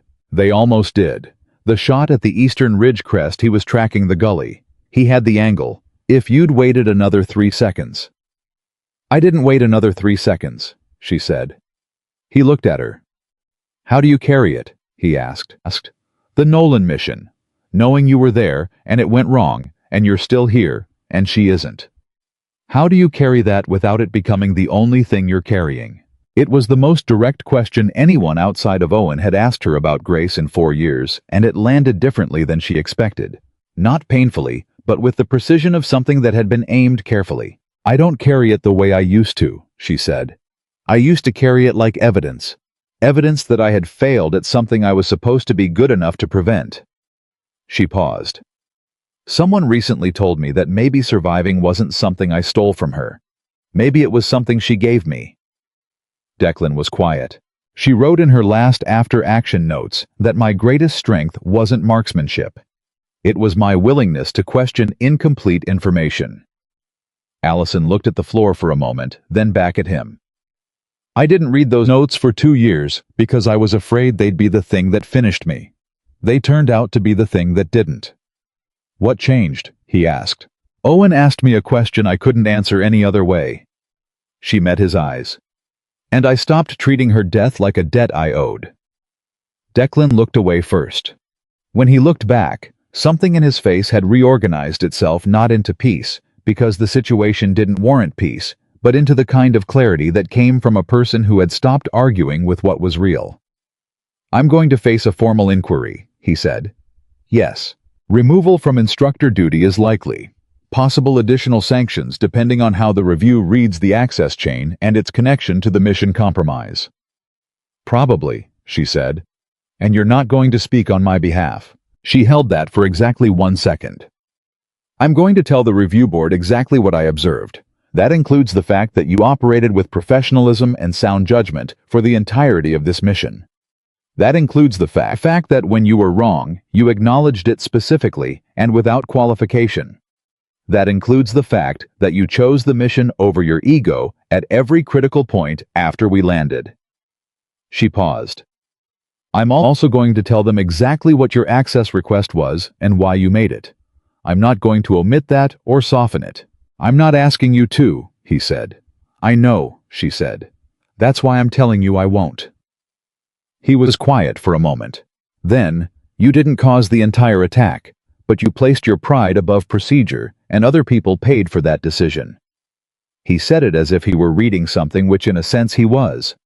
Reading it back to himself for the first time in its full weight. "That's what you'd say, isn't it?" "That's what I'd say," she confirmed. He nodded, once slowly. "Then that's what I'll say to the board." Captain Stone arrived at the extraction point at 10:40 hours, in a vehicle that had moved faster than the distance should have allowed, which meant she'd started moving before the formal all-clear came through, which meant she'd been tracking the mission in real time from the moment they'd left the FOC. She stepped through the door, assessed the room in about 4 seconds, confirmed the medical worker count with her eyes, and walked directly to Allison. "Debrief," she said. "You and me outside." They stood in the white morning light, and Allison gave her the complete account. Not the operational summary Stone had that from the mission logs and Owen's comms record. The complete account, the terrain correlation she'd identified in Nevada, the decision to withhold it from the FOC room until she understood the chain, the passive transmission device, concerned the gully routing decision, the shot timing, and the choice she'd made when the station's secondary structure blew. Stone listened to all of it without interrupting. When Allison finished, Stone looked at the building for a moment, then back at her. "You had Rusk in your operational picture before the convoy formed," Stone said. "Yes. You chose the nurses. Rusk was moving toward a checkpoint. I had personnel already positioned to stop him. The nurses had no one else." Allison paused. Capturing Rusk personally would not have been worth leaving two people pinned in a collapsing structure. "Some of the officers on the review board will question that decision," Stone said. "They'll argue that Rusk reaching that checkpoint with only a Marine fire team was an acceptable risk given the intelligence value of taking him yourself." "They're entitled to question it," Allison said. "What do you say to them?" "I say that a sniper's value isn't measured by how many opportunities she takes. It's measured by how many lives remain protected when the mission ends." Stone looked at her with an expression that was not quite a smile, but occupied the same space. "That's going to be in the debrief record." "Good," Allison said. "Now." Stone's voice shifted slightly, the same tone she'd used in Nevada when she'd told Allison the evaluation wasn't finished, the tone that meant something important was coming that required full attention. "The review board is also going to examine your decision-making around the FOC security concern. Specifically the fact that you withheld the terrain correlation from FOC personnel for 6 hours. I withheld it from FOC personnel I hadn't vetted," Allison said. "I disclosed it to you within 90 minutes of identifying it." "Correct. And the board will need to determine whether that withholding constituted appropriate operational security or inappropriate unilateral decision-making." Stone held her gaze. "I am going to support your judgment. I want you to know that directly before the formal proceedings. But I want you to be prepared for the question." "I'm prepared," Allison said. "There's something else." Stone reached into her jacket and produced a folded document. "Before I left Nevada, I reviewed the full personnel file for this operation. Every access request, every document pull, every briefing distribution." She handed the document to Allison. "Sergeant Frost's request for your sealed file passed through the Hartwell routing system. That's confirmed. The transmission chain is documented. The review board will see it." Allison held the document but didn't open it. "He's already told me." Stone raised an eyebrow. "He told me he was going to cooperate fully and give the board the unqualified version," Allison said. "He also told me the version he gave you." Stone studied her for a moment. "How do you read him now after the mission?" Allison thought about it honestly, the way she did when Stone asked her questions that deserved honest answers instead of useful ones. "I read him as someone who is capable of exactly what he demonstrated in Nevada, and exactly what he demonstrated on this ridge, and that those two things are both genuinely him. He's not a corrupt person who happened to do one good mission. He's a complicated person who let his pride build a blind spot large enough to cause real damage, and who is now deciding whether to spend the rest of his career managing that blind spot or actually closing it. Can he close it?" "I don't know," she said. "But the fact that he's asking the right questions is a better sign than anything I would have expected 48 hours ago." Stone took the document back, nodded once, and walked back toward the building. At the door, she stopped. "One more thing, Lieutenant. The Joint Precision Support Training Group that's being assembled, the one I mentioned before deployment. The command position." "You mentioned it," Allison said carefully. "I want you to consider it seriously. Not as a consolation or a reassignment. As the next phase of what you actually do." Stone looked at her with the directness that made her effective at the rank she held. "You kept 11 people alive on a compromised mission with 3 operators and no backup. You identified a leak chain that our entire intelligence apparatus had missed. You made better decisions under worse conditions than anyone I've watched operate in 4 years. That is not an accident of skill. That is a quality of mind that needs to be in a room where it can teach. Allison was quiet. I know what you're going to say, Stone said. That teaching means confronting Grace Nolan's death in every classroom. That every candidate who looks uncertain reminds you of her. That standing at the front of a room and talking about judgment and restraint is going to require you to talk about the mission where your judgment was suppressed by someone else's impatience, and it cost your teammate her life. That's part of it, Allison said. What's the other part? Allison looked at the building. Through the door she could see Owen at the terminal. She could see Marcus finally asleep. She could see Yusuf, who had stayed when everyone else left, who had kept 11 people functional through 3 days of fear, who had never once been given a weapon or a tactical briefing, and had contributed more to the survival of those people than half the systems in the FOC. The other part is that I'm not sure I know how to teach something I'm still learning, she said. That is exactly the right qualification for the position, Stone said. People who believe they've finished learning teach the wrong things. She pushed through the door. Think about it. You have time. Allison stood in the morning light for another moment. She thought about Grace. She did it deliberately, the way Owen had suggested, not as penance, not as a compulsive return to a wound, but as an act of honest memory. She thought about Grace's notes. She thought about the phrase that had been sitting at the back of her mind since Stone had first mentioned the training position in Nevada, the phrase she hadn't been able to approach directly because it required her to accept something she hadn't been ready to accept. Her greatest strength was her willingness to question incomplete information. Not her marksmanship, not her operational record, not her ability to wait longer than anyone else for the right moment.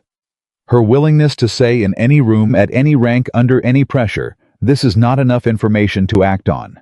This is not what it appears to be. Wait. Grace had seen that in her before Allison had seen it in herself. She went back inside. Owen looked up from the terminal when she came in. He watched her face the way he always did, not intrusively, but with the peripheral attentiveness of a partner who had learned to read her the way she read terrain. She offered you the training position, he said. She asked me to think about it. Are you going to? Allison sat down in the chair beside him. She was tired, the specific tiredness of a person whose body had been running on mission chemistry for 30 hours and was now presenting the bill. She said teaching means confronting Grace in every classroom. Is she wrong? No. Is that a reason not to do it? Allison looked at the wall. Grace wrote that my greatest strength was questioning incomplete information. She wrote that in an after-action note that was supposed to be read by a commander. She wrote it as a professional assessment, as a recommendation. She paused. She recommended me for leadership, in writing, before she died. Owen was quiet. I spent 2 years treating that recommendation like something I couldn't accept because accepting it meant she was gone, and I was here, and there was an unfairness in that I didn't know how to resolve. Allison looked at her hands. And then this mission happened, and a man I thought I understood turned out to be more complicated than I gave him credit for. And 11 people made it out of a building that was supposed to trap them. And a young nurse asked her doctor if they were going to make it, and her doctor said yes, and she was right. Owen waited. Maybe Grace gave me something, Allison said, instead of me taking something from her. Owen said very quietly, I've been waiting for you to get there. She looked at him. How long? About 2 years, he said, give or take. She almost laughed.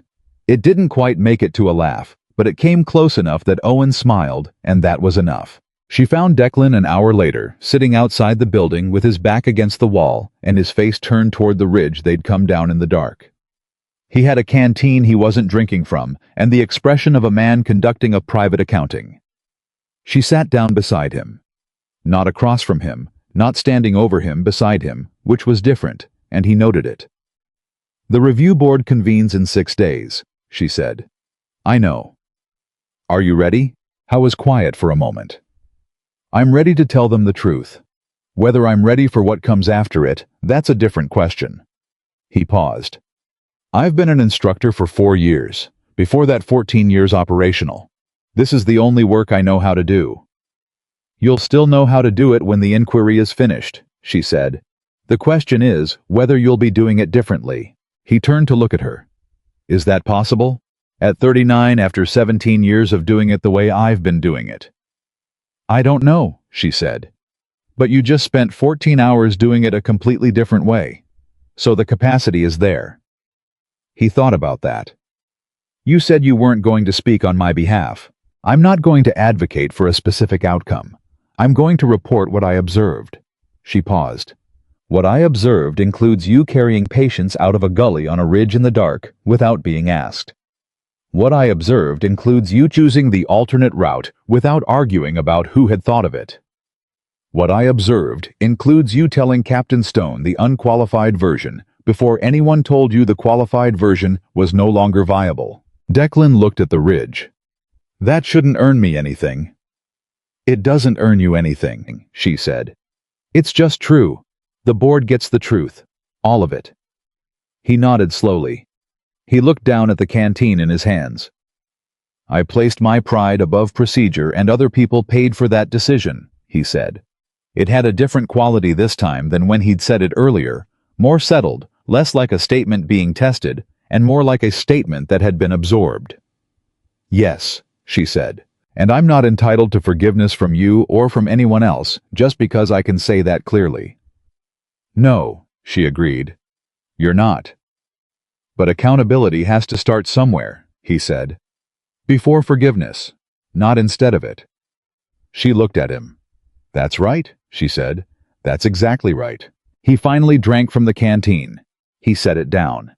He looked at the ridge for a long time without speaking, and she sat beside him and let the silence be what it was, not comfortable exactly, but honest, which was more valuable than comfortable when everything unresolved still sat between two people who had just been through something that required them to see each other clearly. If they offer you the training position, he said eventually, you should take it. She didn't answer immediately. Why? Because you're better at this than anyone I've worked with, and the only way that matters beyond the missions you personally run is if you pass it on. He paused. And because Grace Nolan's notes should be in a classroom somewhere, not just in a file. Allison looked at the ridge. She thought about standing in front of a room of candidates with 3 photographs, a decoy position, a stranded vehicle, a damaged station, and asking them which one was the real target. She thought about the answer. She thought about how long it would take a room full of people who wanted to be the best shooter in the building to understand that the real target had never been the man threatening her. It was the lives he wanted her to forget. She had not forgotten them. She had not let the threat, the provocation, the personal attack, the compromised route, the hijacked frequency, the voice on the radio, the shadow on the ridge, she had not let any of it make her forget what she was actually there to protect. That was teachable. It had to be teachable, because the alternative was that each person who understood it had to learn it the way she had through loss, through missions that went wrong, through standing beside a fresh grave, and understanding that speed without clarity was just a faster way to arrive at a worse outcome. She was not ready to accept the position. But she was no longer certain that the reason she was unready was a reason at all. She was quiet for a long time. Then she said, "You should sleep. The transport back to Nevada isn't until 1800. Declan looked at her with the expression she'd come to recognize as his version of agreement. The small, careful nod that meant he understood he'd been heard and wasn't going to push further. He leaned his head back against the wall. She sat beside him for a few more minutes in the white morning light on the far side of a mission that had started with a man telling her she was already dead. She was not dead. She was sitting on hard ground outside a supply building with 11 medical workers alive inside it. A compromised logistics chain dismantled a formal inquiry about to begin, and a decision she wasn't finished making that Grace Nolan had already made for her 2 years ago in a set of handwritten after-action notes that she'd been too afraid to read. She wasn't finished. But she was closer than she'd been yesterday. And for now, that was enough to work with. The transport back to Nevada left at 1800 hours and arrived 3 hours later under a desert sky that had gone completely dark except for the stars, which out here came in without competition from anything man-made, and reminded you, if you were paying attention, that most of what mattered happened at a scale that didn't require your permission or your understanding. Allison sat in the cargo bay and did not sleep, which was not unusual. Owen sat across from her and did sleep, which was also not unusual. Declan sat at the far end of the bay with his eyes open and his hands loose on his knees and did not speak for the entire flight.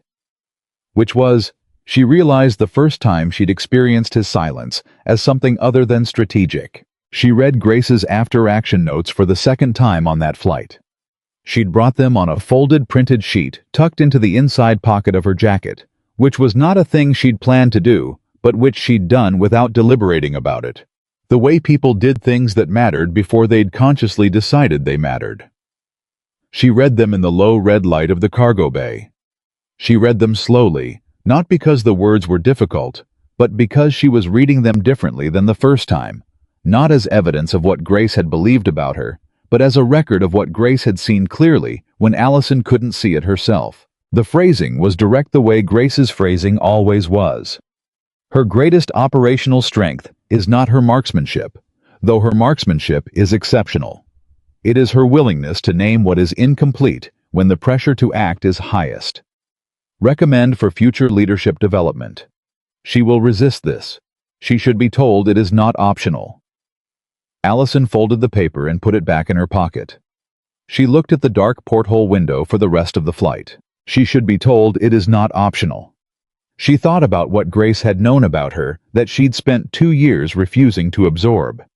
She thought about the fact that Grace had written a formal recommendation for her leadership development and then died before she could deliver it, and that the recommendation had been sitting in a sealed file while Allison spent those same 2 years treating her own survival like something she owed an apology for. The transport touched down at Sentinel Ridge at 21:10 hours. The formal inquiry began 4 days later. Allison testified for 3 hours in front of a 6-member review board that included 2 people she'd never met, and one she had a Navy commander named Price, who had been in the observation bay during the Nevada evaluation and had watched Declan's transmission in real time. Price asked the sharpest questions which she appreciated. She answered all of them the same way, completely without qualification, without the management of reception that she'd identified in Declan's early attempts at honesty and had no intention of replicating. When they asked about the FOC security concern and her decision to withhold the terrain correlation from room personnel, she explained exactly what she'd explained to Stone, that she had identified a potential passive transmission device and had no way to determine which personnel were unwittingly carrying it, and that briefing the full room with operational details under those conditions would have been irresponsible. When they asked whether she had considered informing the room and accepting the risk, she said yes, and she had decided the risk was not acceptable given the 11 civilians the mission existed to protect. When they asked about the shot she gave them, the geometry, distance, wind angle, the 4 hide positions, she'd identified the sequence of decisions that preceded the trigger pull. She told them she had not fired until she had clear identification, clear defensive justification, and absolute certainty of the shot. She told them that the 3 seconds she'd waited after acquiring the target were not hesitation. They were confirmation. When they asked about Declan's access request and its connection to the transmission chain, she told them exactly what she knew and exactly what she'd observed, and she did not add anything that softened it, and she did not add anything that amplified it. She stated the facts in the order they had occurred and answered follow-up questions without elaboration beyond what the question required. The board member, who had been quietest through most of the testimony, a Marine colonel named Ferris, who had the particular quality of a person who had learned to make large decisions in small amounts of time, waited until the final 10 minutes and then asked the question nobody else had asked directly. Lieutenant Ramsey, in your assessment, could the mission compromise have been prevented if Sergeant Frost had not made the unauthorized access request? Allison held the question for 3 full seconds. Not definitively. The Hartwell chain was already compromised before Sergeant Frost's request. Garland and Rusk had an established arrangement that predated our operation by 18 months. It's possible that Falcon's network would have identified me through other means within the same timeline. She paused. What Sergeant Frost's request did was accelerate the exposure and make it more specific. It gave them a name and a call sign and a current assignment at a moment when the mission was being finalized. That specificity contributed to the direct targeting we experienced. Another pause. It was the kind of mistake that has consequences regardless of intent. Ferris nodded. Thank you, Lieutenant. She was excused. The board's findings took 8 days to issue. Allison spent those 8 days doing something she hadn't done in 4 years. She wrote curriculum. Not formally, not yet. Not as an acceptance of the training position that Stone had offered, and that she still hadn't formally answered. She wrote the way she'd always processed complex information, when the operational tempo dropped low enough to allow it, which was to put it on paper and read it back and determine whether it was true. She wrote what she would teach if she were teaching. She wrote about observation, about the difference between watching a person and seeing them, about the way pressure revealed the gap between what operators believed they would do and what they actually did when the situation stopped being theoretical. She wrote about grace without calling it that. She wrote about a mission that had gone wrong because a commander with certainty and a subordinate with doubt had both made the wrong call. The commander acting the subordinate not challenging, and the space between those two failures had cost a life. She wrote about what she would tell a candidate who found themselves in the subordinate position, who saw the incompleteness, but doubted whether they had the standing to name it. She would tell them they had more than the standing. They had the obligation. Owen knocked on her door on the 6th day and found her at the desk with 3 pages of handwritten notes and an expression he'd seen on her face exactly once before, the expression from the cargo bay reading Grace's file for the first time. Not grief, not resolution. Something more functional than both. You're writing the course, he said. I'm thinking about writing the course, she said. Those are notes for a course. She looked at the pages. They might be notes for a report. Allison. Owen sat down across from her, which was what he did when he was going to say something he'd been waiting to say for longer than the conversation that had prompted it. You have been thinking about writing this course since the moment Stone offered you the position, possibly since the moment you read Grace's file. The only thing you're deciding now is whether to call it what it is. She looked at him. Call it what it is, he said. She looked back at the pages. Then she picked up the pen and wrote at the top of the first page, Precision Support Leadership Curriculum, Draft Phase 1. She put the pen down. She looked at what she'd written. It looked like the beginning of something. Owen, she said. Yeah. When Stone offered me the position and I said I needed time, what did you think? I thought you were about 2 weeks from saying yes, he said. I'm revising that to about 6 days. She almost smiled. It was the same almost smile from the extraction point, the one that didn't quite complete itself, but came close enough. I'm going to need a spotter for the evaluation sessions, she said. Someone who knows how to read candidates without telling them what they're doing wrong before they've had the chance to do it right. Owen looked at her steadily. I've been spotting for you for 6 years. Then you know what you'd be signing on for. Yes, he said. I do. The board's findings arrived on the 8th day, and they were thorough, and they were fair, and they were in the specific ways that mattered accurate. Allison was cleared on all operational decisions. The board noted in formal language that nonetheless carried weight that her management of the FOC security concern demonstrated exceptional situational judgment, and that her decision to prioritize the station personnel over the personal apprehension of Calvin Rusk was consistent with mission parameters and proportional ethics. The note about the shot read, Lieutenant Ramsey demonstrated restraint, positional discipline and target accountability consistent with the highest standards of precision support operations. The engagement was justified, necessary, and executed with a level of technical and ethical precision that merits commendation. Declan's findings were separate, and they were harder. He was removed from instructor duty pending a 12-month remediation period. His access privileges were suspended and would require full reinstatement review before restoration. The board noted his full cooperation with the inquiry and his voluntary disclosure of the unqualified version of events, and they noted that this cooperation did not mitigate the consequences of the access violation, but would be considered in any future reinstatement review. He sent Allison a written statement 2 days after the findings were issued. Not an email. A written statement, handwritten on plain paper. 3 paragraphs, which she read, standing at the window of her quarters in the late afternoon light. The first paragraph stated that he understood his apology did not entitle him to forgiveness or to restoration of his position or authority. The second paragraph said that he was beginning the remediation period not as a path back to what he'd had, but as an attempt to understand what he should have been doing instead, and that those were different things, and the difference mattered to him now in a way it hadn't before.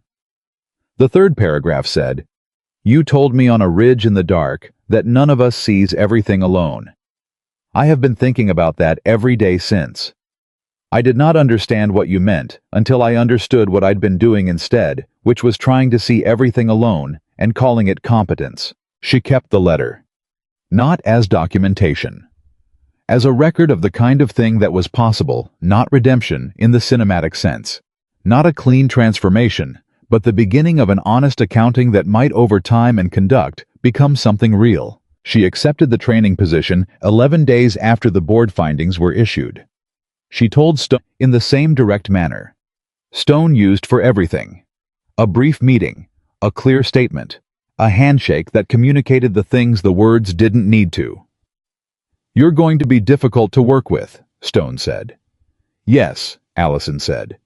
"You're going to challenge every assumption the program is built on." "Probably." "Good," Stone said. "That's exactly why you're the right person for it." The first class assembled at Sentinel Ridge 4 months later. 14 candidates, 8 Navy, 6 Marine ranging from 22 to 31 years old. Every one of them selected for exceptional marksmanship records.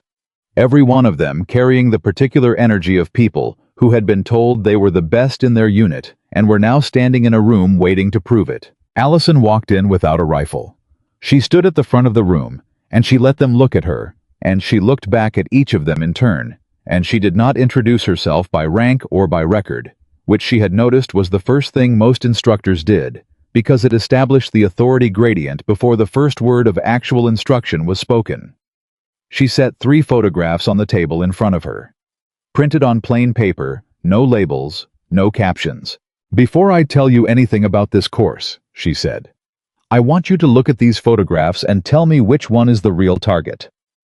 The first photograph was the concealed depression behind the brush on the Nevada range, the location of the priority target from the opening evaluation. The second was the stranded evacuation vehicle, on the approach road, 3 medical workers inside it. The third was the damaged secondary structure at the station, 2 nurses pinned in the debris. The candidates studied the photographs. Most of them pointed to the first one, the concealed position, the traditional sniper problem. 2 of them pointed to the vehicle. One, a Marine sergeant named Kalani, who was 26 years old and had the particular quality of stillness that Allison associated with people who had already learned to slow down before the situation required it, said nothing and kept looking at all 3. She waited.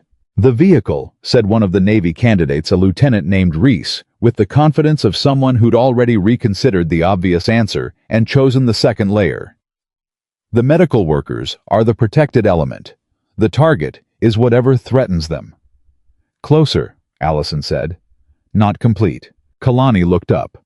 "All 3 are connected. The concealed position is why the vehicle stopped. The vehicle stopped is why the workers were exposed. The workers being exposed is why the structure became the final problem." He paused. "The real target isn't in any of the photographs. The real target is the decision that keeps all 3 situations from compounding." The room was quiet. Allison looked at Kalani for a moment. Then she looked at the rest of the class.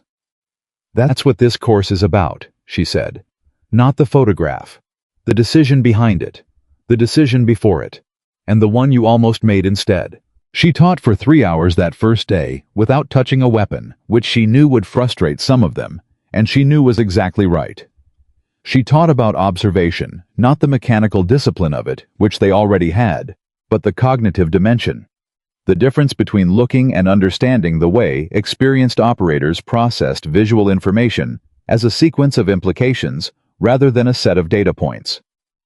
She taught about pressure, about the specific physiological and psychological ways that urgency corrupted judgment, and about the discipline of naming the corruption before it completed itself. She taught in the second hour about incomplete information, about the obligation to name it, about the command structures that punished the naming and the command structures that survived because someone had the standing to name it, and about how to tell the difference before it was too late. She did not mention Grace, not by name. But she told them about a mission. She called it a case study, which was accurate where a subordinate who had identified an informational gap had not challenged a superior's decision to proceed anyway, and the cost of that silence had been permanent and specific. And the lesson was not that the superior was wrong and the subordinate was right, but that the gap between what was known and what was needed had been visible and nameable, and neither person had named it with enough force to stop the clock. She watched Kalani's face during that part of the lesson. He was the only one in the room who looked like he already knew the shape of what she was describing. Not the specific mission, but the geometry of the problem. The way silence in the presence of incomplete information was its own form of decision. At the end of the third hour, Reese raised her hand. "Lieutenant Ramsey, the first evaluation, the one where you identified the priority target in the concealed depression, while the designated primary target was in the lane. How did you know to look there?" Allison looked at her for a moment. "I was looking at what wasn't making sense," she said. The primary target had been in the same position for 3 minutes. Trained personnel in a live evaluation don't hold fixed positions for 3 minutes unless they want to be seen. The position was designed to be found, which meant the real problem was somewhere it hadn't been designed to be. "But you couldn't have known that for certain," Reese said. "No," Allison agreed. "I assessed it as the more likely explanation given what I could observe. Certainty in the field is a story people tell themselves after the fact. In the moment, you're working with the most accurate assessment you can build from what you actually know, and you're moving on it while understanding that you might be wrong and building in the margin to correct if you are. And if there's no margin to correct," Allison looked at her steadily, "then you need to make sure you built enough certainty before you ran out of margin, which means the time to be rigorous is before the moment of action, not during it." She paused. "That's what we're doing here. We're building the rigor before you need it." Reese nodded slowly. She wrote something down. The evaluation sessions began in the third week. Allison designed them differently than the standard precision support evaluation format, which she had studied and found structurally sound and philosophically incomplete. The standard format measured accuracy, speed, and target identification. Her format measured those things and also measured the decision that preceded the trigger. Pull the window between acquisition and action, which she had learned was where most of the important work either happened or failed to happen. She watched them through the evaluation sessions with the same peripheral attentiveness that Owen used when he was spotting, not looking for what they were doing wrong, but looking for the gap between what they were capable of and what the pressure of the moment was allowing them to access. The gap was different for each candidate, and it was always revealing. Some of them rushed when they were observed. Some of them slowed to the point of paralysis. Some of them made decisions based on what they thought an exceptional sniper should do, rather than what the specific situation in front of them actually required. Kalani was the one she watched most carefully, because he was also the one who required the least intervention. He moved through evaluation problems with the quality she associated with operators who had been through enough real situations to have stopped performing competence and started expressing it. He made mistakes, everyone did, but his mistakes were the mistakes of incomplete information rather than compromised judgment, and the difference was important, and she noted it. In the 6th week, a candidate named Dressler became fixated. He was 24 years old and exceptionally talented, and he had decided in the way that exceptionally talented young people sometimes decided things that were completely wrong. That the primary measure of his performance in any evaluation was his standing relative to Kalani. He started making faster decisions, cleaner-looking decisions from the outside, decisions that looked like confidence and were actually competition dressed in confidence's clothes. Allison stopped an evaluation mid-exercise. The whole class looked at her.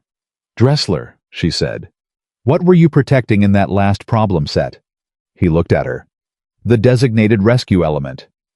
"What were you actually protecting?" A pause. He didn't understand the question yet, which meant he was being honest rather than defensive. The same thing. The rescue element. You fired at the opposing position 40 seconds before you had confirmation of threat status, she said. Which means you were working on an assumption. Why did you make that decision at that speed? He thought about it. He was genuinely thinking she could see that not managing the audience. I had a high probability assessment.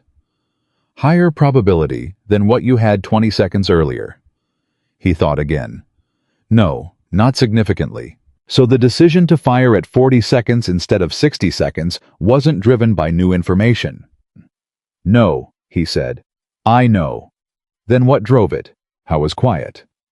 She gave him the silence to sit, in which was always the right call with honest people because they used it and always managed to arrive.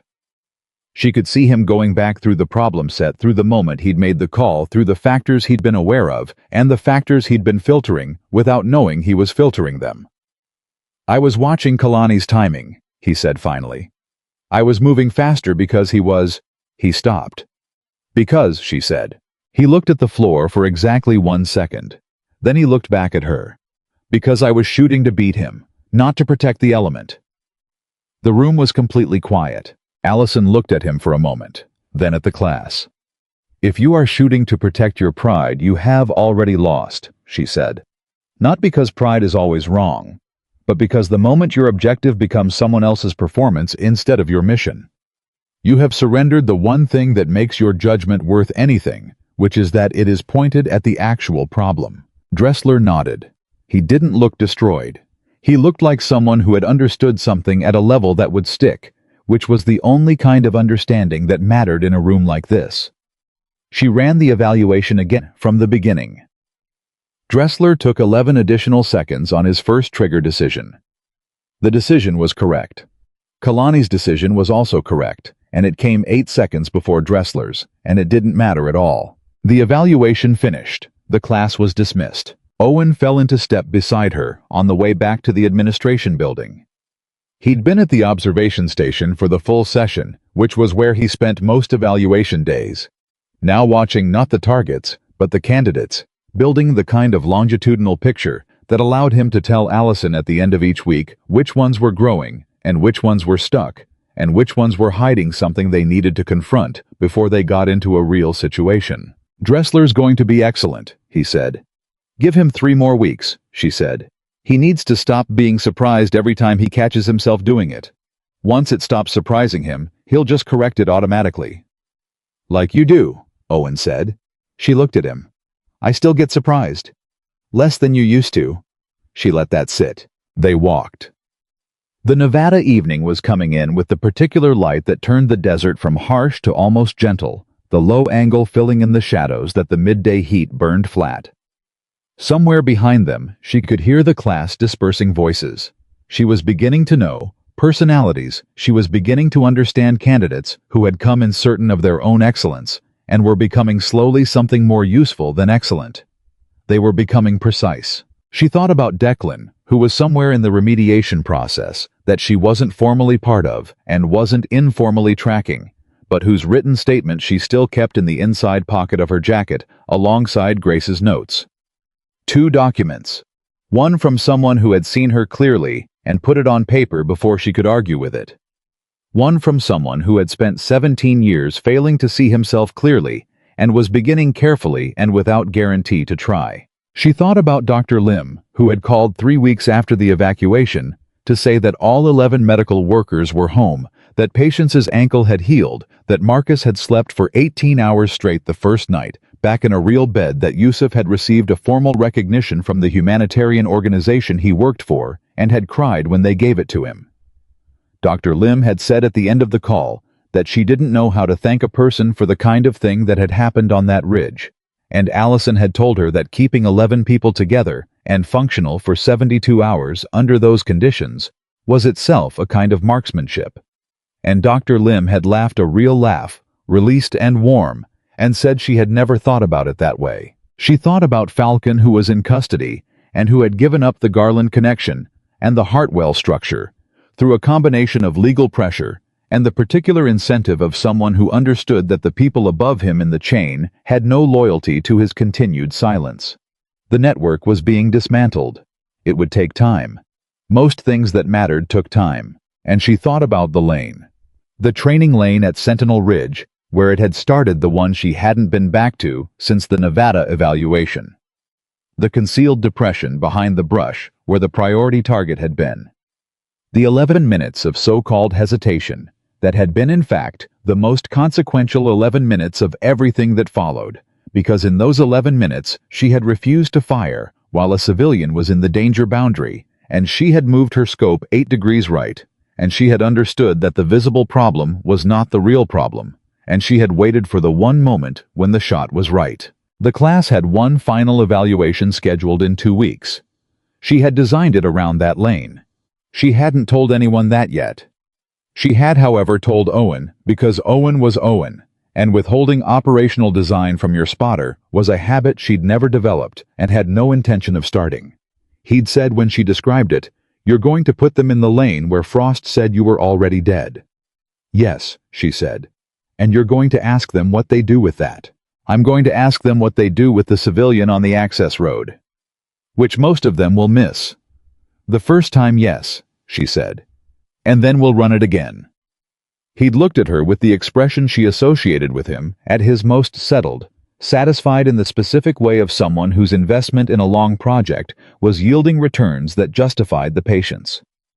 "Grace would have loved this," he said. She had not answered him immediately, because the sentence arrived with the particular directness that Grace's name always carried and always would, but it arrived without the weight. It used to carry the weight of debt and guilt and the particular math of who had lived and who hadn't. It arrived as something warmer and more accurate than that, as something that was simply true. "I think she would have had notes," Allison said. Owen smiled. "She always had notes. She would have told me the lane setup was too obvious and the civilian placement needed to be less predictable." Probably. She would have been right. Also probably. They reached the administration building, and Owen held the door, which was a habit of his that she had stopped noticing years ago and noticed tonight without knowing why, except that tonight felt like a night for noticing things that had been present all along. 2 weeks later, she walked back to the lane for the first time since the morning Declan Frost had told her she was already dead. The training range was empty, except for her and the late afternoon quiet and the particular quality of Nevada desert air that carried sound differently than anywhere else. She'd been farther cleaner without the compression of humidity. She stood at the observer's position and looked down the lane, and she thought about an 11-minute window and a maintenance worker with a reflective vest and a toolbox and a priority target in a concealed depression that nobody had flagged. She thought about what she had known in those 11 minutes that everyone watching her had failed to understand. She had not been hesitating. She had been reading. She had been building the picture with everything available to her, and refusing to act until the picture was complete enough to act on responsibly, and in the doing of that, she had protected a civilian and identified a real threat and taken a shot that landed exactly where it needed to land. A candidate's voice came from behind her. Young, careful, the particular cadence of someone who had thought about how to phrase a question before asking it. "Lieutenant Ramsey." It was Kalani. He'd come early for the final evaluation setup and found her at the lane, and he had the decency to ask his question from a respectful distance. "Can I ask you something?" She turned. "Go ahead." "When Falcon said you were already dead over the radio on the secured frequency, what did you think?" She looked at him for a moment. He was asking the real question, not the tactical version of it. "What did you feel? What did it do to you? How do you move through someone telling you that your death is already decided?" "I understood that he wanted fear to make my decision for me," she said. Kalani was quiet. "He'd been patient for 3 days," she said. "He'd been disciplined, controlled, positional. And then he talked. The moment he talked was the moment he was afraid. Not of me specifically, of what I was going to do next." She looked back at the lane. "A threat that's delivered out loud is a threat that's already failed at its primary purpose. He wanted me frozen. I was moving." "And when you fired back," Kalani said. She turned to look at the lane, the full length of it, the concealed depression she could still find with her eyes. Even after months, the place where the priority target had been hiding in plain sight, behind the obvious answer. "I chose the people who still had a chance to live," she said. She heard the rest of the class arriving behind her. She heard Owen's voice somewhere in the administrative building organizing the equipment for the final evaluation. She heard the desert holding its particular silence between sounds. The silence that wasn't empty, but full of everything that had happened and everything that was still in motion.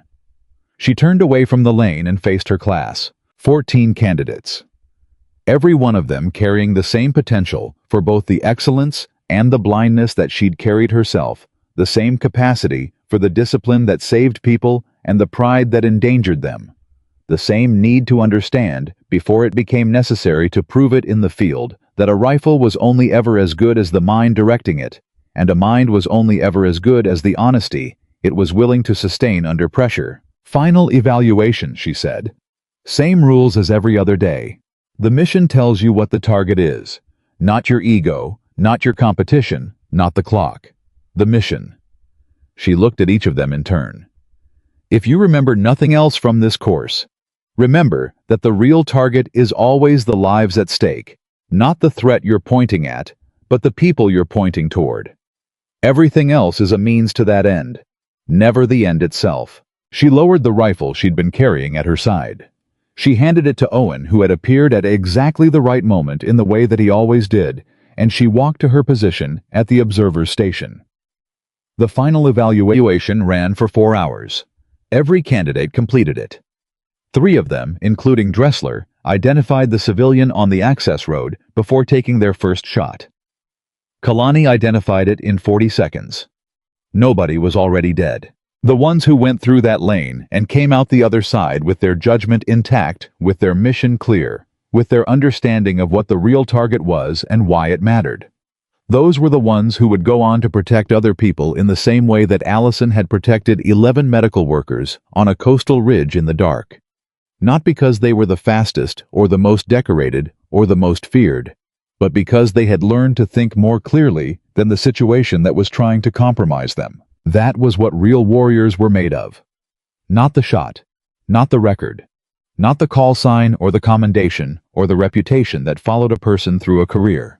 The clarity to see what mattered, the discipline to act only when it was right, and the willingness to measure their worth not by how many threats they had destroyed, but by how many people had walked away whole because they were there. Allison Ramsey had been told she was already dead. She had answered with a single shot that landed exactly where it needed to, and every person who came home from that mission was proof that she had been right all along about the target, about the timing, and about what it meant to be the kind of operator who chose the people who still had a chance to live. She had chosen them, and in doing so, she had finally completely, irrevocably chosen herself.